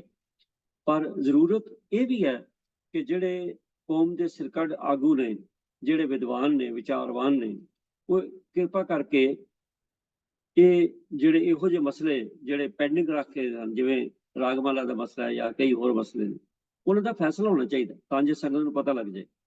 ਜਿਸ ਵੇਲੇ ਲਿਖਿਆ ਗਿਆ ਸੀ ਉਸ ਵੇਲੇ ਆਸ ਸੀਗਾ ਵੀ ਚਲੋ ਹੋਰ 5-7 ਸਾਲਾਂ ਨੂੰ ਸਾਰਾ ਕੰਮ ਸਹੀ ਹੋ ਜਾਏਗਾ, ਪਰ ਮੈਂ ਬੇਨਤੀ ਕੀਤੀ ਹੈ 70 ਸਾਲ ਲੰਘੇ, ਇਹ ਨਹੀਂ ਹੋਇਆ, ਹੋਣਾ ਚਾਹੀਦਾ। ਤੋ ਖੈਰ ਆਪਾਂ ਚੱਲਦੇ ਹਾਂ ਜੀ। ਸੰਗਤ ਜੀ, ਆਪ ਜੀ ਦਾ ਬਹੁਤ ਬਹੁਤ ਧੰਨਵਾਦ ਹੈ। ਤੋ ਮੈਂ ਇੱਕ ਗੱਲ ਤੁਹਾਡੇ ਨਾਲ ਹੋਰ ਸਾਂਝੀ ਕਰਨੀ ਹੈ ਜੀ। ਇਹ ਪ੍ਰਚਾਰ ਦੀ ਗੱਲ ਆਪਾਂ ਹਰ ਹਫ਼ਤੇ ਕਰਦੇ ਹਾਂ ਕਿ ਹਰ ਸਿੱਖ ਪ੍ਰਚਾਰਕ ਹੈ ਤੇ ਪ੍ਰਚਾਰ ਕੀਤਾ ਜਾਏ, ਤੇ ਪ੍ਰਚਾਰ ਦੇ ਸਾਧਨ ਵੀ ਬੜੇ ਨੇ। ਤੇ ਸੰਗਤ ਜੀ, ਮੈਂ ਬੇਨਤੀ ਕਰ ਰਿਹਾ ਕਿ ਇੱਕ ਚੀਜ਼ ਹੌਬੀ ਹੁੰਦੀ ਹੈ। ਜਿਹੜੀ ਹੌਬੀ ਹੁੰਦੀ ਹੈ ਨਾ, ਉਹ ਭਾਵੇਂ ਆ ਕੋਈ ਵੀ ਕੰਮ ਜਿਹੜਾ ਨਾਨ ਪ੍ਰੋਫੈਸ਼ਨਲ ਹੈ, ਜਿਹੜਾ ਅਸੀਂ ਆਪਣੀ ਖੁਸ਼ੀ ਲਈ ਕਰਦੇ ਹਾਂ ਔਰ ਉਹ ਸਾਨੂੰ ਖੁਸ਼ੀ ਦਿੰਦਾ, ਉਹਨੂੰ ਆਪਾਂ ਹੌਬੀ ਕਹਿੰਦੇ ਨਾ। ਤਾਂ ਹੌਬੀ ਜਿਹੜੀ ਹੈ ਕੋਈ ਵੀ ਬਣ ਜਾਏ। ਹੁਣ ਕਿਸੇ ਦੀ ਹੌਬੀ ਜਿਹੜੀ ਹੈ ਉਹ ਕੀਰਤਨ ਸੁਣਨ ਦੀ ਹੁੰਦੀ ਹੈ, ਤੇ ਕਿਸੇ ਦੀ ਹੌਬੀ ਦੂਸਰੇ ਮਿਊਜ਼ਿਕ 'ਚ ਹੁੰਦੀ ਹੈ। ਕੋਈ ਬੰਦਾ ਕਿਸੇ ਖੇਡ ਵਿੱਚ ਇੰਟਰਸਟ ਲੈਂਦਾ, ਕੋਈ ਬੰਦਾ ਕਹਾਣੀਆਂ ਪੜ੍ਹਨ 'ਚ ਲੈਂਦਾ, ਕੋਈ ਕਹਾਣੀਆਂ ਸੁਣਾਉਣ ਵਿੱਚ ਇੰਟਰਸਟ ਲੈਂਦਾ, ਉਹਦੀ ਹੌਬੀ ਹੈ। ਤੋ ਹੌਬੀ ਦੀਆਂ ਬੜੀਆਂ ਕਿਸਮਾਂ, ਆਪਾਂ ਤਕਰੀਬਨ ਸਾਰਿਆਂ ਨੂੰ ਕੁਛ ਨਾ ਕੁਛ ਹੌਬੀ ਜਿਹੜੀ ਜ਼ਰੂਰ ਹੁੰਦੀ ਹੈ। ਤੇ ਹੌਬੀ ਜਿਹੜੀ ਚੀਜ਼ ਸਾਡੀ ਬਣ ਜੇ ਨਾ, ਉਹ ਸਾਡੇ ਜੀਵਨ ਦਾ ਐਸਾ ਹਿੱਸਾ ਬਣ ਜਾਂਦੀ ਹੈ ਜਿਸ ਤੋਂ ਬੰਦਾ ਕਦੀ ਵੀ ਉਕਤਾਉਂਦਾ ਨਹੀਂ, ਉਹ ਬੜੀ ਖੁਸ਼ੀ ਨਾਲ ਕਰਦਾ ਔਰ ਆਪਣੇ ਆਪ ਸਮਾਂ ਵੀ ਨਿਕਲ ਜਾਂਦਾ। ਤੁਸੀਂ ਦੇਖੋ, ਭਾਵੇਂ ਕਿਸੇ ਨੂੰ ਸੈਰ ਕਰਨ ਦੀ ਹੌਬੀ ਹੋਵੇ ਤੇ ਉਹਨੇ ਜਿਹੋ ਜਿਹਾ ਮਰਜ਼ੀ ਸਮਾਂ ਹੋਵੇ, ਉਹਨੇ ਸੈਰ ਕਰਨ ਲਈ ਸਮਾਂ ਕੱਢ ਹੀ ਲੈਣਾ। ਤੇ ਜੇ ਕਿਸੇ ਨੂੰ ਕਿਸੇ ਹੋਰ ਗੱਲ ਦੀ ਕਿਸੇ ਮਾੜੀ ਵਾਦੀ ਦੀ ਹੌਬੀ ਹੋਵੇ ਤਾਂ ਉਹ ਵੀ ਜ਼ਰੂਰ ਕਰਦਾ, ਜਿੰਨਾ ਮਰਜ਼ੀ ਨੁਕਸਾਨ ਹੋ ਜਾਏ। ਪਰੰਤੂ ਪੋਜ਼ਿਟਿਵ ਹੌਬੀ ਜਿਹੜੀ ਹੈ ਉਹ ਹਮੇਸ਼ਾ ਸਾਨੂੰ ਠੀਕ ਰੱਖਦੀ ਹੈ, ਚੰਗੇ ਪਾਸੇ ਰੱਖਦੀ ਹੈ, ਔਰ ਸਾਨੂੰ ਮੈਂਟਲ ਪੀਸ, ਜਿਹੜਾ ਸਾਡਾ ਦਿਮਾਗੀ ਤਵਾਜ਼ਨ ਹੈ, ਉਹਨੂੰ ਠੰਡਿਆ ਰੱਖਦੀ। ਤੋ ਸੰਗਤ ਜੀ, ਹੌਬੀ ਬਣਾਉਣ ਦੀ ਲੋੜ ਹੈ। ਇੱਕ ਵਾਰੀ ਕੋਈ ਚੀਜ਼ ਹੌਬੀ ਬਣ ਗਈ, ਮੈਂ ਜਿਵੇਂ ਬੇਨਤੀ ਕੀਤੀ, ਕਈਆਂ ਨੂੰ ਹੌਬੀ ਹੈ ਵੀ ਕਿਸੇ ਨੂੰ ਪੜ੍ਹਾਉਣਾ ਹੈ, ਕਿਸੇ ਨੂੰ ਹੌਬੀ ਹੈ ਕਿਸੇ ਨੂੰ ਕੀਰਤਨ ਸਿਖਾਉਣਾ, ਉਹਨਾਂ ਨੂੰ ਉਹਦੇ 'ਚ ਬੜਾ ਸਕੂਨ ਮਿਲਦਾ। ਸੋ ਹੌਬੀ ਉਹ ਕੰਮ ਹੈ ਜਿਹੜਾ ਅਸੀਂ ਪ੍ਰੋਫੈਸ਼ਨ ਦੇ ਤੌਰ 'ਤੇ ਨਹੀਂ ਕਰਦੇ, ਵੈਸੇ ਹੀ ਕਰਦੇ ਹਾਂ, ਪਰ ਉਹ 'ਚ ਸਾਨੂੰ ਸਕੂਨ ਮਿਲਦਾ ਹੈ। ਤੇ ਜਿਹੜੀ ਚੀਜ਼ ਸਾਨੂੰ ਸਕੂਨ ਦੇਵੇ ਨਾ ਜੀ, ਸਕੂਨ ਦਾ ਥਕਾਵਟ ਨਾਲ ਸੰਬੰਧ ਹੀ ਕੋਈ ਨਹੀਂ, ਉਸ ਵਿੱਚ ਥਕਾਵਟ ਨਹੀਂ ਹੁੰਦੀ ਤੇ ਬੰਦਾ ਉਹਦੇ 'ਚ ਲੱਗਦਾ ਹੈ, ਬੜਾ ਕਮਿਟਡ ਹੋ ਕੇ ਲੱਗਦਾ। ਤੇ ਮੈਂ ਸਿਰਫ ਬੇਨਤੀ ਕਰ ਰਿਹਾ ਵੀ ਆਓ, ਇਹ ਜਿਹੜਾ ਗੁਰਮਤਿ ਦਾ ਪ੍ਰਚਾਰ ਅਸੀਂ ਆਪਣੀ ਹੌਬੀ ਬਣਾਈਏ। ਜਿਵੇਂ ਹੌਬੀ ਕਈਆਂ ਚੀਜ਼ਾਂ 'ਚ, ਪ੍ਰਚਾਰ ਦੇ ਵੀ ਅੱਗੋਂ ਬੜੀਆਂ ਕਿਸਮਾਂ ਨੇ, ਆਪਾਂ ਗਾਇਬ ਬਗੈਰ ਡਿਸਕਸ ਕਰਦੇ ਰਹਿੰਦੇ। ਤਾਂ ਆਪਾਂ ਹੌਬੀ ਬਣਾ ਲਈਏ ਵੀ ਕਿਸੇ ਇੱਕ ਬੱਚੇ ਨੂੰ ਵਿਦਿਆ ਦੇਣੀ ਹੈ, ਇਸ ਪਾਸੇ ਤੁਰੀਏ। ਕਿਸੇ ਬੱਚੇ ਨੂੰ ਗੁਰਮਤਿ ਸਿਖਾਉਣੀ ਹੈ, ਕਿਸੇ ਨੂੰ ਕੀਰਤਨ ਸਿਖਾਉਣਾ ਹੈ, ਕਿਸੇ ਨੂੰ ਕਥਾ ਕਰਨੀ ਸਿਖਾਉਣੀ ਹੈ। ਆਪਾਂ ਸਕਾਈਪ ਤੇ ਕੋਈ ਕਲਾਸ ਲਾਣੀ ਹੈ, ਕੋਈ ਜ਼ੂਮ ਤੇ ਕਲਾਸ ਲਾਣੀ ਹੈ, ਕੋਈ ਇਨ ਪਰਸਨ ਕਲਾਸ ਲਾਣੀ ਹੈ। ਮਤਲਬ ਇਹ ਹੈ ਕਿ ਬੜਾ ਕੁਝ ਕੀਤਾ ਜਾ ਸਕਦਾ ਹੈ।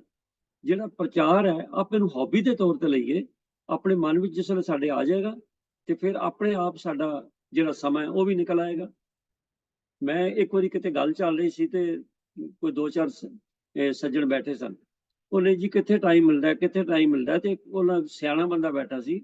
ਉਹ ਕਹਿੰਦਾ, ਜਿਹੜੇ ਲੋਕ ਇਹ ਨੇਕੀ ਦੇ ਕੰਮ ਕਰਦੇ ਨੇ, ਭਲਾਈ ਦੇ ਕੰਮ ਕਰਦੇ ਨੇ, ਗੁਰਮਤਿ ਦੇ ਕੰਮ ਕਰਦੇ ਨੇ, ਦਿਨ ਉਹਨਾਂ ਦਾ 24 ਘੰਟੇ ਦਾ ਹੀ ਹੈ, ਉਹਦਾ ਜ਼ਿਆਦਾ ਨਹੀਂ ਹੈਗਾ।